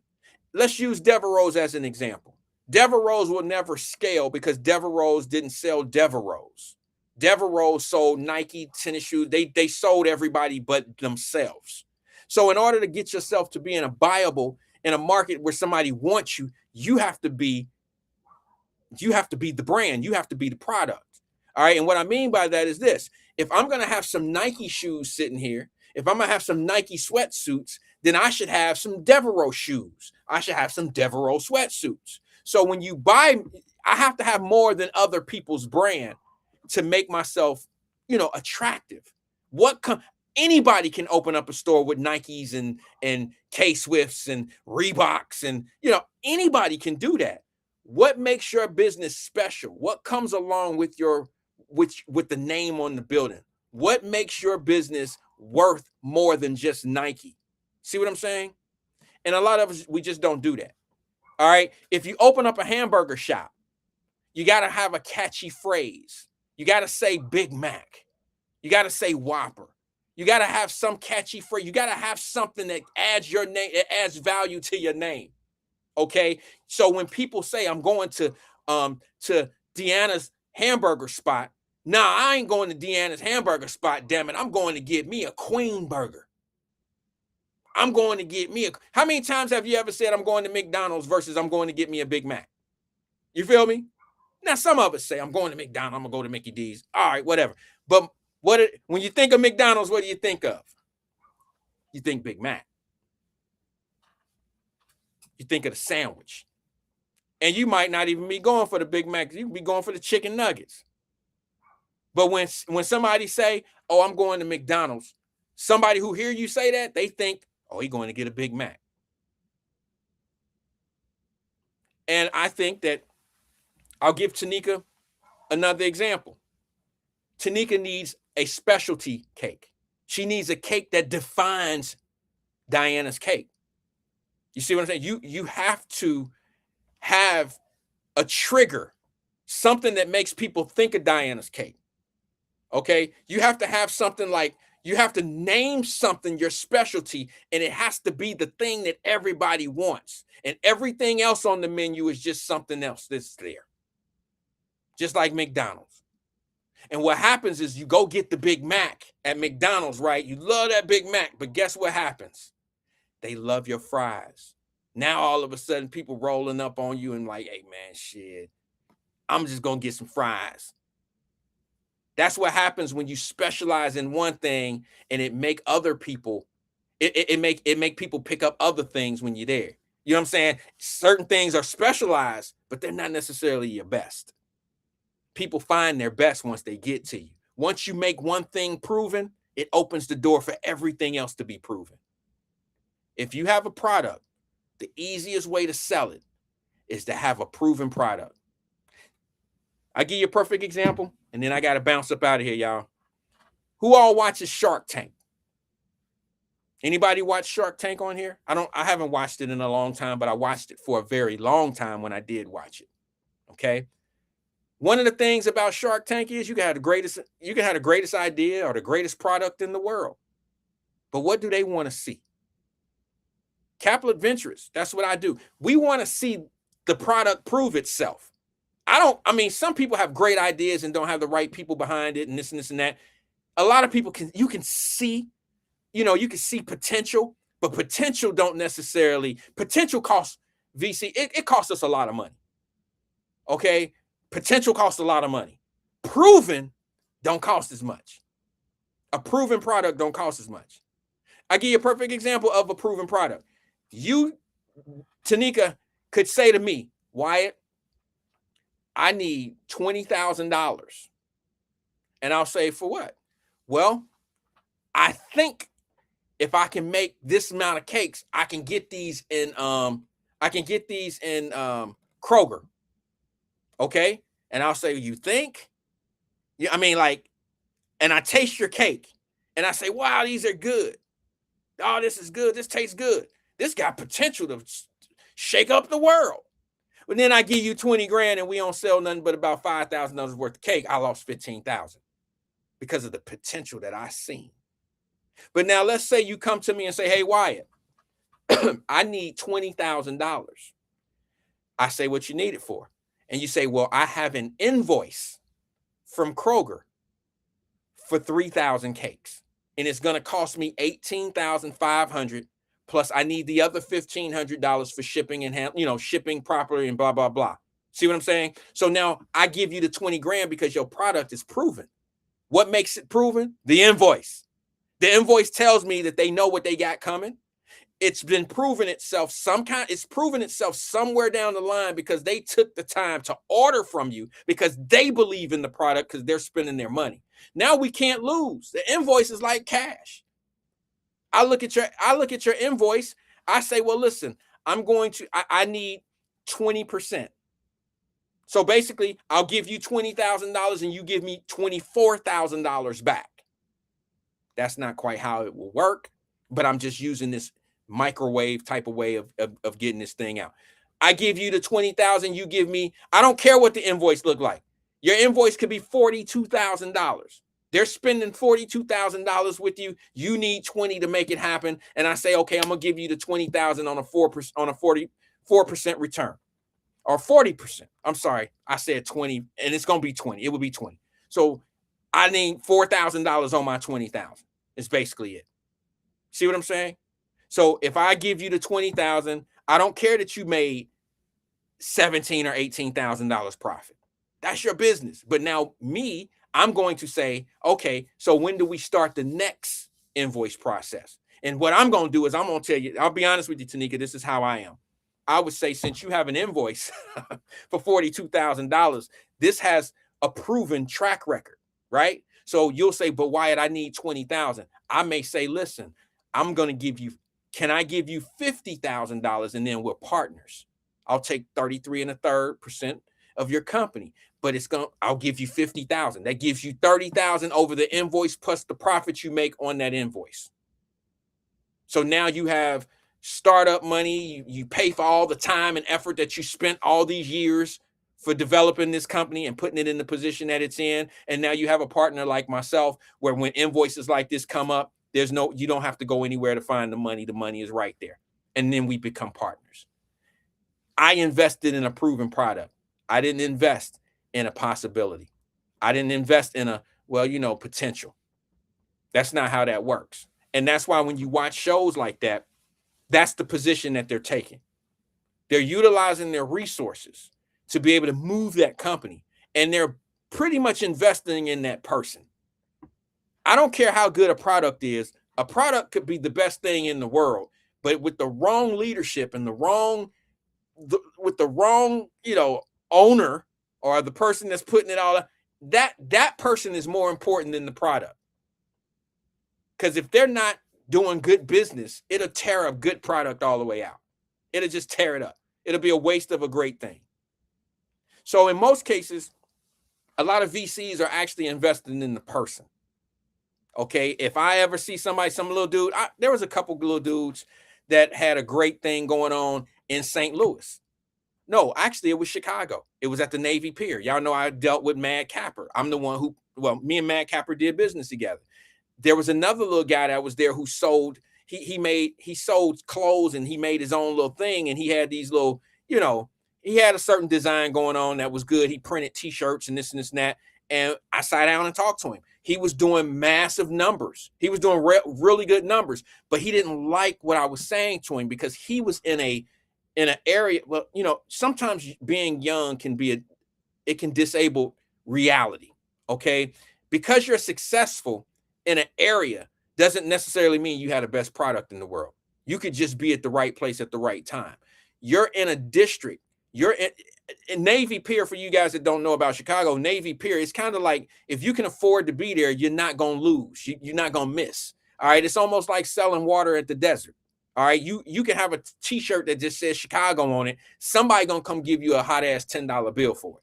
It's kind of hard to lose in business in certain places. Now, if you don't know how to do business, you're going to lose. If you don't know how to mark your margins the right way, you're going to rent out, which means, rent overhead is going to take you up out of there. All right. But if you know what you're doing, you'll be fine in certain areas. I tried to explain that to the young man. I told him that his margins was off. There's a lot. You came to talk to me. I didn't come talk. You came to me. And all I'm saying to you, young man, is I like your product. I think you're doing well, but you could be doing things differently. You could be doing things better. Well, if you give me this amount, then we can do this. And I'm like, all right, bro, I'll holler at you. I don't, people don't want to involve, if you know, if you don't know, you don't know. And most people will block their own blessings by not admitting what they don't know. And unfortunately, I'm not going to say just us, but that's that same thought process of not knowing how to scale your business to sale. Okay. Look, you should already, by year 5, when you're starting to get year 3, you should be making money. I don't care what the books tell you. I don't care what people tell you out here. By year 3, you should be making money. If you're not making money by year 3, something's not, then you're just going to be there. You're just going to be hustling. Okay. By year 3, if you're not turning over and making money, it's going to be a hard another 2-3 years. It's going to probably set steady. You're probably maxed out. Whatever you're making, that's probably what you're going to be making for the next until you shut down or whatever you do. But by year 5, if you're making money by year 3, by year 5, it's time to start saying to yourself, it's time to scale. Now it's time to look for people who can take this to another level. It may not be me, not me. I'm saying it may not be the person who started the business. Now it's time to look outside and say, hey, I don't care if it's a trip to Shark Tank. You know what I'm saying? But you need those type of people. They dirty the water by calling it Shark Tank. And, you know, people think that people are taking advantage of them, whatever. But you need a VC. You need a venture capitalist to come in with their resources and take you to the next level. Get you in Walmart, get you in Target, get you in those different places. That's what those guys do. And then they put the money up behind a proven product. They're not going to build somebody's inventory up. They're not going to give you $100,000 worth of inventory on some shit they don't know is going to sell. Oh, these look good. I'm sure somebody going to buy these. They're not going to put $100,000 up on that. They want you to have proven records of sales tracking records. They want you to have all of that. That's what make you valuable. It's the proven track record. You're proven.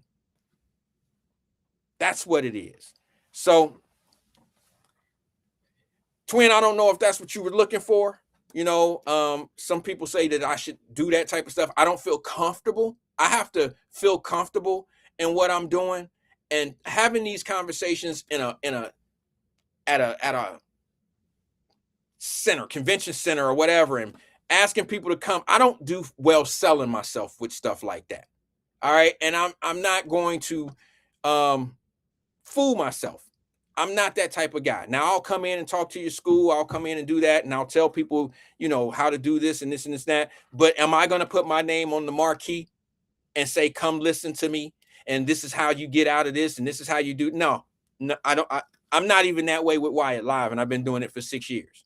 You never see me put a flyer out. You never see me advertising Wyatt Live. I just get the people who want to spread the words amongst each other. And I look for word of mouth to move what we doing. And in business, you can't necessarily do that. You have to be aggressive at marketing. You cannot leave money on the table. You have to strike when the iron is hot. You have to know what you're doing. If you don't know what you're doing, the business will leave you. Somebody will come get it from you. You'll give up and somebody will take off with all that wind that you left. Somebody else will come and get it and scale it and take it somewhere that you didn't take it. And I just don't, you know, when it comes down to talking business and stuff like that, that's what John O'Brien and them guys are doing. That's their space. They feel comfortable doing it. I just don't necessarily feel comfortable doing it. Tierra Powell, let me see what you say there, sis. I'm sorry. What up, little sis? How you doing today? She says, what if you need a publicist, PR rep, say the word? Oh, you said Wyatt, if you need. You know what? I know you would be great at it, little sis, but here's the problem. A lot of people wonder why I never tried to scale. Look, there are people that started their started their podcast right after COVID. Matter of fact, who was that? Drop just asked me about the young conservative dude who has his. That dude gets 50,000, 60,000, 70,000, 150,000 viewers on his 10-minute clips. The guy is making money at this. I could do that. I just don't want to do it. Listen, I'll give you a perfect example of why I don't want to do it. I'm not cut for the criticism. I'm not cut for people getting in my family business and my family life. And what happens is maybe it would be a lot easier if I was in like Florida or Charlotte, North Carolina, and I didn't have a hometown attachment to what I was doing. Just today, I'm in Cincinnati. Just today, I'm at the courthouse, and this person might be listening right now. I won't say their name. As I'm coming out from doing my business at the courthouse, I'm walking down the courtroom. I'm walking down the courthouse hall, and I hear somebody say, Wyatt Live. I love this person to death, but I don't want that type of energy. Don't get it twisted. I wasn't hating, and I don't hate this person. I don't like that type of attention.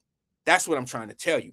I don't want to be walking on the street and people asking me questions. And this person that I ran into today is a great person. actually agree. We agree on almost everything that we talk about here. And I still don't want that. I hope she ain't mad, because that it was not a slight at her. It's just me. I don't like the attention that this stuff brings away from the camera and the show. I don't like when people say things, or I don't like when I meet up with a young lady like Tierra Powell. You see what I'm saying? And we throw ideas up against the wall and put her, and if I can help her, I can help her. And then you get people that say things that they don't realize what they're saying is hurtful to her and may be detrimental to me. I don't like to deal with people that don't give a fuck or don't respect people's space. I can't live in a world like that. You see what I'm saying? And I choose not to. And if Drop Squad 52 out of California always tries to convince me, y'all don't know he's a great guy. He really is. Drop is a good guy. He always tries to convince me, Wyatt, man, you can do this nationally. You can do this. You can do that, man. You can do this, bro. You talk just like this. You got the gift to get all of that great stuff, bro. And I keep trying to tell him, it's not for me. It's really not for me, bro. I don't like the attention that comes with it away. Some people do.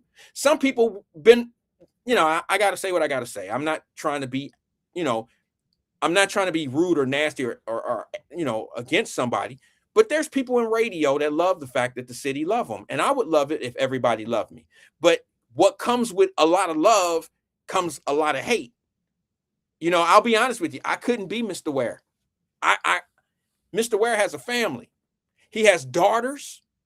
He has a wife. He has friends. He has relatives.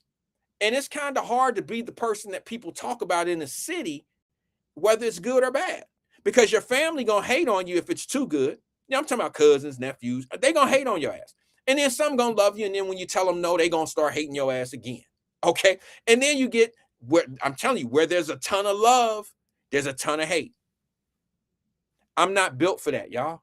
I'm not built for that. And that's why when people go at me or say things, not necessarily against my point of views, but go after me, go after certain situations and make it something. And you don't realize that our families are looking.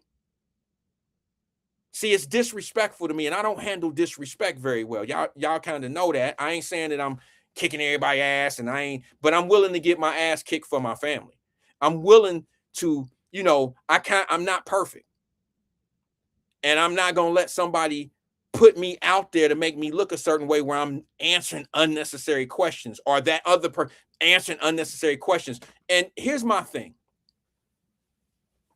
Usually that comes from the clout chasing type of an individual. It's never coming with somebody. It's never coming from people who are reliable in their sources. It's always just coming from people that like spreading rumors and just don't have a lot going on in life. And they think the shit is cute or fly, or they think it's cool or funny, more importantly. And it's just not. So when people ask me why, bro, you only had 500 people, you only had 1,000 people, that's cool with me. Because y'all got to understand, I started with 4 people. I started with 4 people and we just start talking. And all I can tell you is I only need 4 people on the show each day. That's all I need to feel like I'm here talking to somebody. All the other stuff, all the other people who I love, y'all are just icing on the cake. You understand? Y'all icing on the cake. You just make it even more beautiful. But I only need 2-3 people to have a conversation so we can all either get on the same page or not. And my thing is this. I don't like walking down the street and talking to somebody about some shit I said yesterday.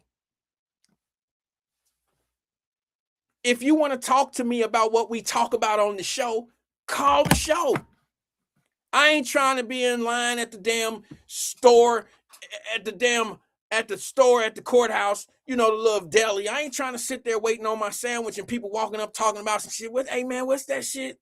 What's that motherfucking shit you was saying? Motherfucking shit. I ain't trying to talk man, get the fuck out of here with all that. Sorry. But nobody said, I don't come off like I'm trying to be no star.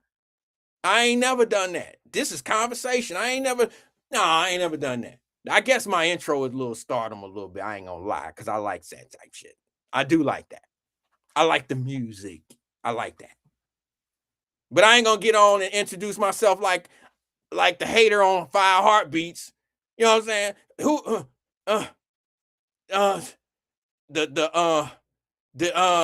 the 4, no, the 3, no, it's the 5 Heartbeats, y'all. They say they better than the Temptations. I ain't never came on here and said I'm better than any podcaster. I'm better than any radio host.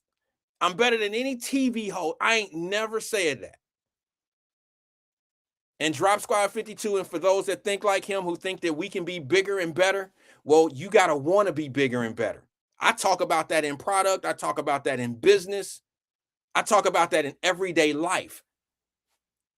You have to want to be bigger. You have to want to be better. And if I don't want to be bigger than where we are right now, it's probably not going to happen because I'm not putting the effort into it. Now, I've jabbed at it a couple times, like, yeah, you know, because I was in a different space in my mind. And then when you start getting people, you know, here's the thing. It's not like it's only been one person. There's been several people that you think you're cool with. You think y'all Gucci. You have sidebar conversations and everything cool, and y'all laugh and giggle and blah, blah, blah. And then you come to find out there's like, what is this alternative? I mean, why? And then you say to yourself, wait a minute, hold on. Who's more valuable to who? Sometimes you just can't be in the same, place with this. You just can't put yourself in a position where people can benefit off your failure or benefit off your loss or benefit off something happening to you. You know, that I don't walk in rooms like that. When I walk in a room, if I can't benefit off of the room, I'm probably in the wrong room. But if I'm in a room that if I die or if something happens to me that you benefit off of that, no. The only beneficiaries of Randall Wyatt are my children and my wife. Anybody else that think that they're a beneficiary of me, you got it fucked all the way up. If you think you're going to use me and be able to capture, hook wink me or trap me and make me look bad or some old bullshit like that, it ain't going to never happen. It ain't going to never happen. You have to make up some shit. And I've been very credible the last 6 years. I'm a proven product at this point.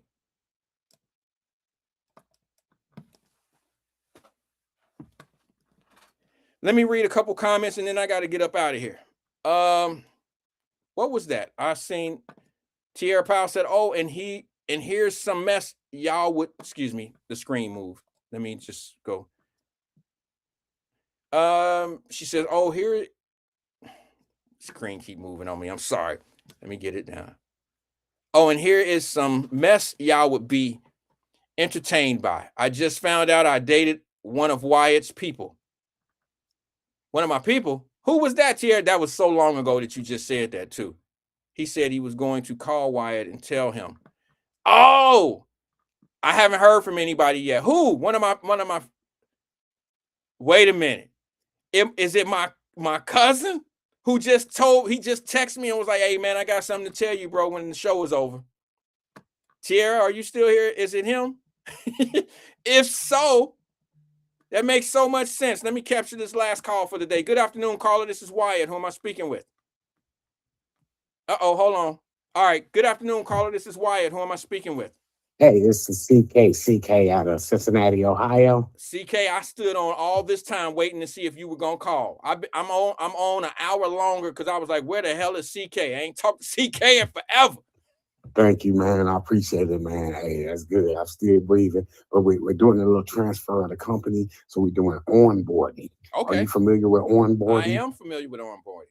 There you go. I should have known. So you don't have any legal, the criminal background check and the drug test, that's our biggest obstacle when you're talking about a guy like me. Okay. I don't think you have these type of problems. No, not personally, no. That's good. Stay away. So listen. I'm too old to be getting in trouble, CK, but I hear you. Right. Sir, the mouth swab. Okay. It's like a DNA set. It's like a sponge. They put it in your mouth. You leave it in there 4 months. They soak up the juice, and then they're gonna test it instantly. Either you're gonna go to jail or you're gonna go home. I didn't go to jail, sir. You hear me? Then they did their criminal background check. That's when I clenched up.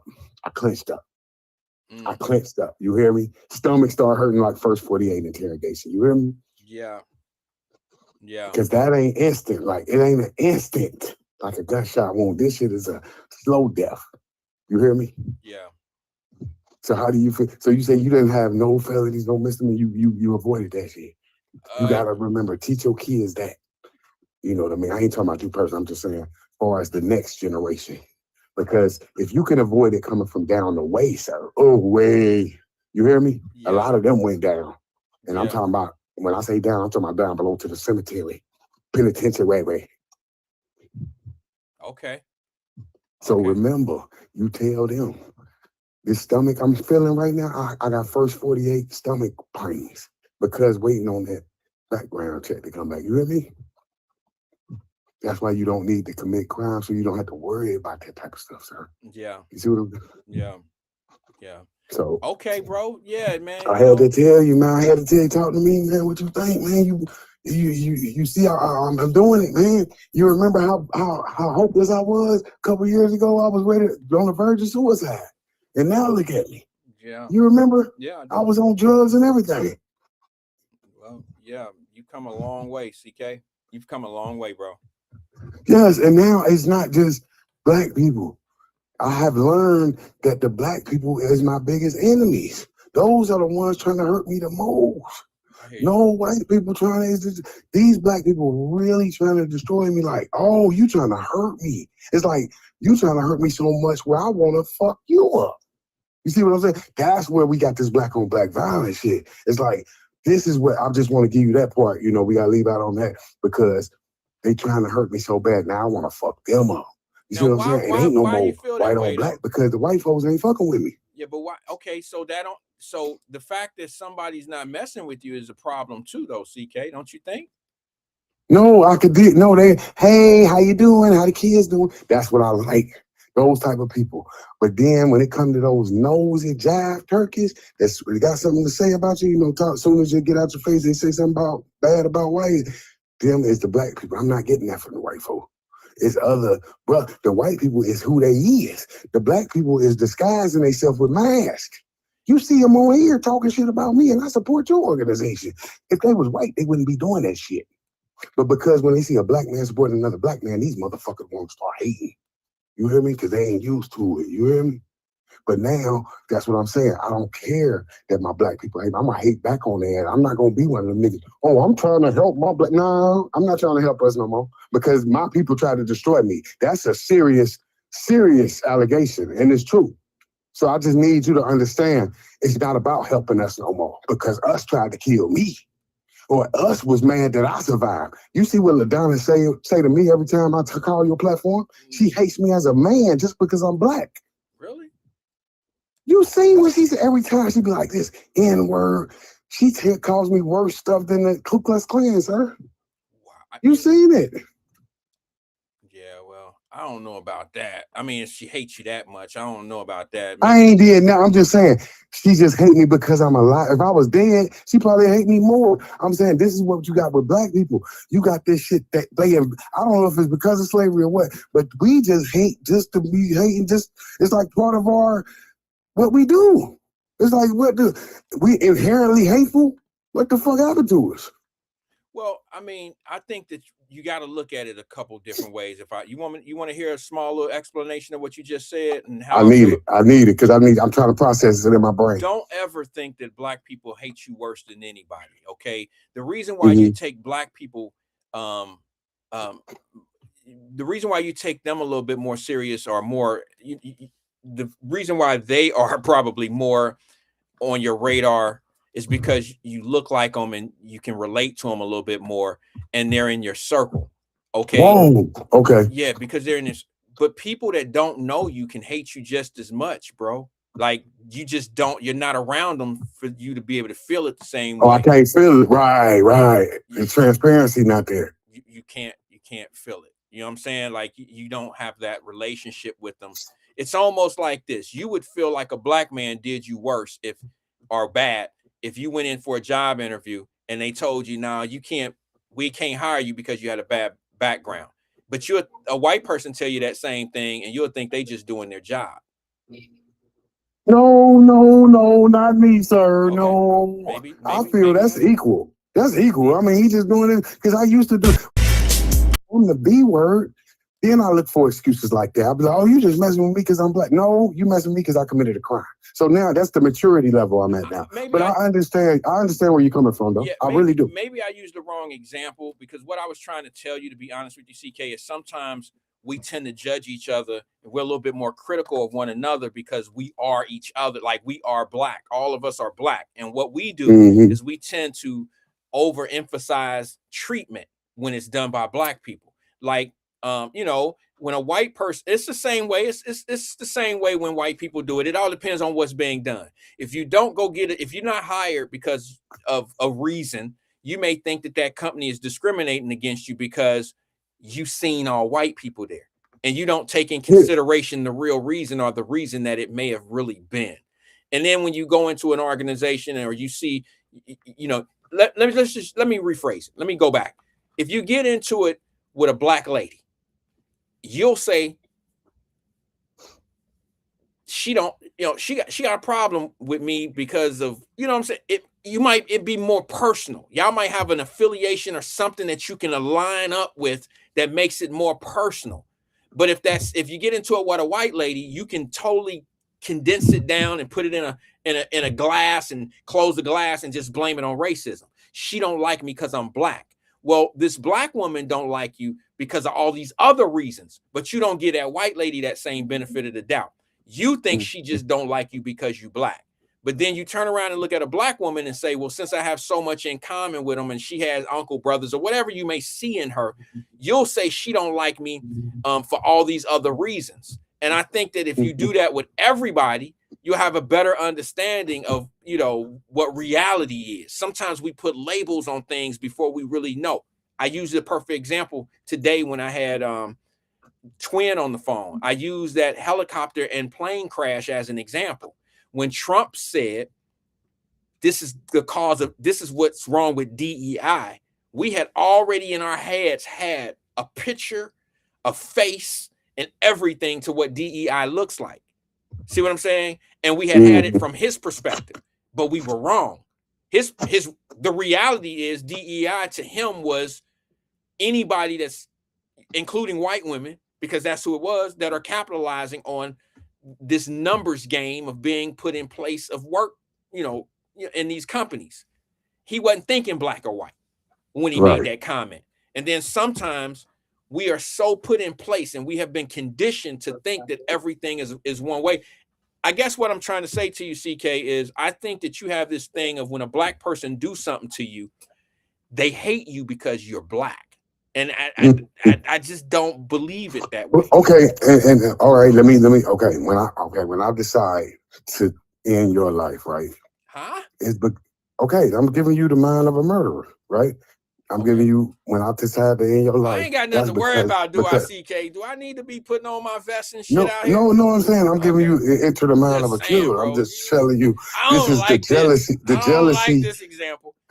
I don't like this example. But no. I'm saying in general. I'm not speaking about you directly. Okay. I'm just saying when I'm ready to murder, right? It's because I see you.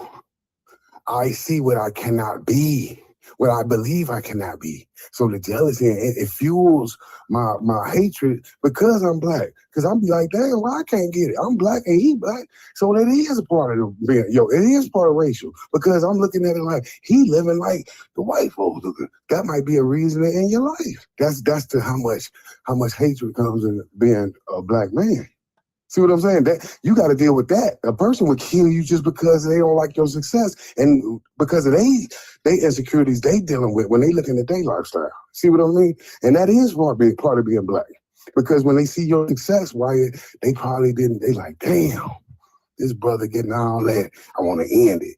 I think that's why the murder rate is so high in the Black community. No, I don't think Because of that's stuff why the like that. murder rate is high in the community. I don't think people are out here killing each other in the Black community because somebody's successful and somebody's not, and I'm just gonna kill this person due to their success. I think that the murder rate has a lot to do with some of the the crime. I think crime follows murder. Murder follows crime. I don't think that murder is like, and this don't sound kind of bad, but I don't think murder is as innocent as people think it is.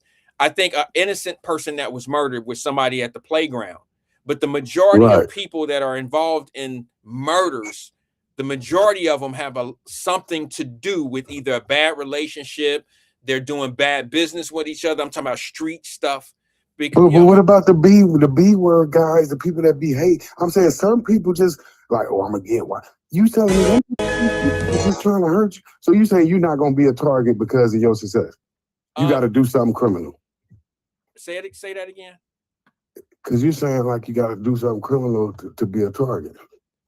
I don't think you have to do anything criminal to be a target. I think that I think in majority cases, targets are hit. I think there's a lot of innocent people that are targets, but I think in most cases when they say that was an innocent shooting that dude got shot down at the Bengals stadium 32 times, I don't think that was an innocent shooting. I think that was a hit.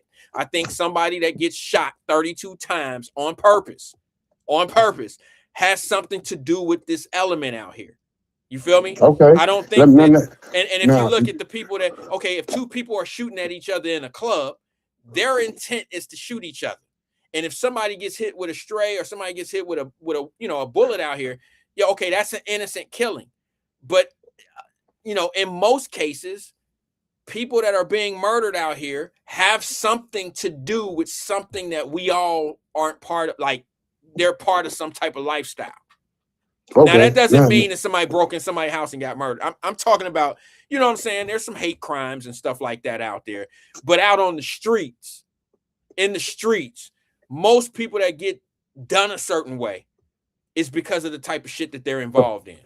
Now please help me with this because I need this for family.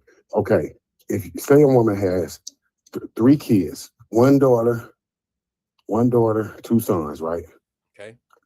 Both of her sons been shot, and they in their 40s, so they been shot. One when he was in his 30s, and one been in their 40s. Both sold crack. Isn't this parenting? So you got to take some kind of responsibility, right? You can't just have, if 100% of your sons been shot and 100% of your sons have sold crack, does the parent have any accountability in that? How old are these people again? 40? Yep. Wait a minute, hold on. Are there still 40-year-old crack sellers out here? You know what I'm saying? They wasn't, I'm talking about, that was part of their lifestyle. Oh, you talking about when they were younger? Yeah, but I'm saying they both been shot since they've been working. See what I mean? But I'm just saying, I'm just saying to your point is, this is people that what's the name? 6'5". Yep. This is people that they don't want to be accountable because they kids both got shot. So you're not taking no responsibility of what you did? Okay, I'm confused. I hear what you're saying, but I have to have a time frame and all that old stuff. But I believe that, bro. Yes, we'll talk about that another time. I do believe that families that have criminal people in their families, that yes, parenting has a lot to do with what kids gravitate to. And if a life of crime is what they're gravitating to, yes, I think there's some parenting issues going on there. Yeah. I would say that. Hey, thank you, man. I appreciate you having me on, man. All right, brother. I appreciate you coming in with us, thank CK. You. Hey, don't hesitate. Come back to us, okay? Let us know, man. Yes, all right. Appreciate you, brother. Thanks for stopping by and engaging with us a little while. Yes, sir. Yeah, that was CK, y'all. Some of y'all thought y'all was gonna miss CK today. No. I stayed on long on purpose. I stayed out here long enough so CK could wake up or stop doing what he's doing at work and take the time to call us. I can't have a complete show without CK. Nope. My world just isn't the same on the podcast without CK. He makes my day. Hey, that's my time, man. I appreciate y'all. I'll see you guys in the morning. I'll be on at 8 between 8 and 8:10, 8:15-ish in the morning. I do have a full day tomorrow, but we'll get one conversation in. If you have anything that you think you want to talk about or bring to the table, think about it tonight, and I'll talk to you in the morning right here on Wyatt Live. It's the Wyatt Live AM Drive. It's about a 45-minute show, maybe an hour. It all depends on what my schedule look like. But I'm starting to like it a little bit. I'm a different person on that show. I wear the same clothes, but I'm a little bit different on that show. Maybe that's why I didn't ran into a brick wall of coming on in the evenings, because it's like that 45 minutes on that road and talking to y'all take a lot out of me. But I'm giving it what I can. Peace and love to you guys, man. I'll see you guys in the AM at 8 o'clock. Put your notification on or whatever on my Randall Wyatt page or Wyatt Live page. Go to that page, hit notification, and you'll know that we here and we on the air at 8 o'clock in the morning. If I'm not on by 8:30, it ain't gonna happen. But between 8 and 8:15, I'm usually dropping the Wyatt Live AM Drive-In show. Talk to you in the morning. Peace and love to you all. Let's go talk to that diary.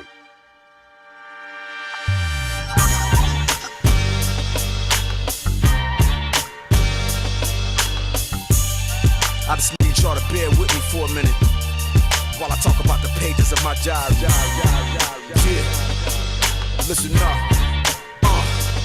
I remember when I got started, my intention was to win, but a lot of shit changed since then. Some old friends became enemies in the quest to victory, but I made a vow, never let this shit get to me. I let it pass, so I consider that part of my history. And I'm strong, financially, physically, mentally, I'm on a whole nother level. And don't forget that I came from the ghetto, so a new house for my moms, that's special. I let you go and shop until your feet get tired, and a new Benz just for you to ride in. When I didn't have it, you provided. Don't be surprised that I built an enterprise, and my house got a view of the city like a high rise. Yeah. I'm just talking to my diary.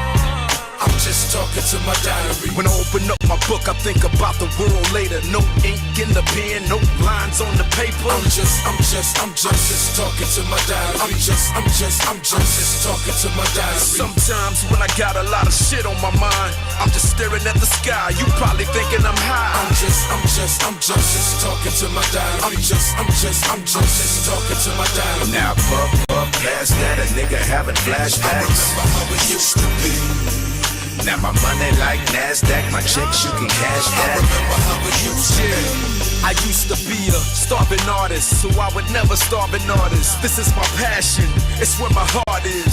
It gets the hardest when I think about the dearly departed. Like the nigga I started with, I know Easy can see me now, looking down through the clouds. And regardless, I know my nigga still proud. It's been a while since we spoke, but you still my folks. We used to sit back, laugh and joke. Now I remember when we used to do all-nighters. You in the booth and Cube in the corner writing.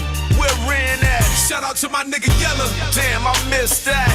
Shit, a nigga having flashbacks. When I open up my book, I think about the world later. No ink in the pen, no lines on the paper. I'm just talking to my diary. I'm just talking to my diary. Sometimes when I got a lot of shit on my mind, I'm just staring at the sky. You probably thinking I'm high. I'm just talking to my diary. I'm just talking to my diary.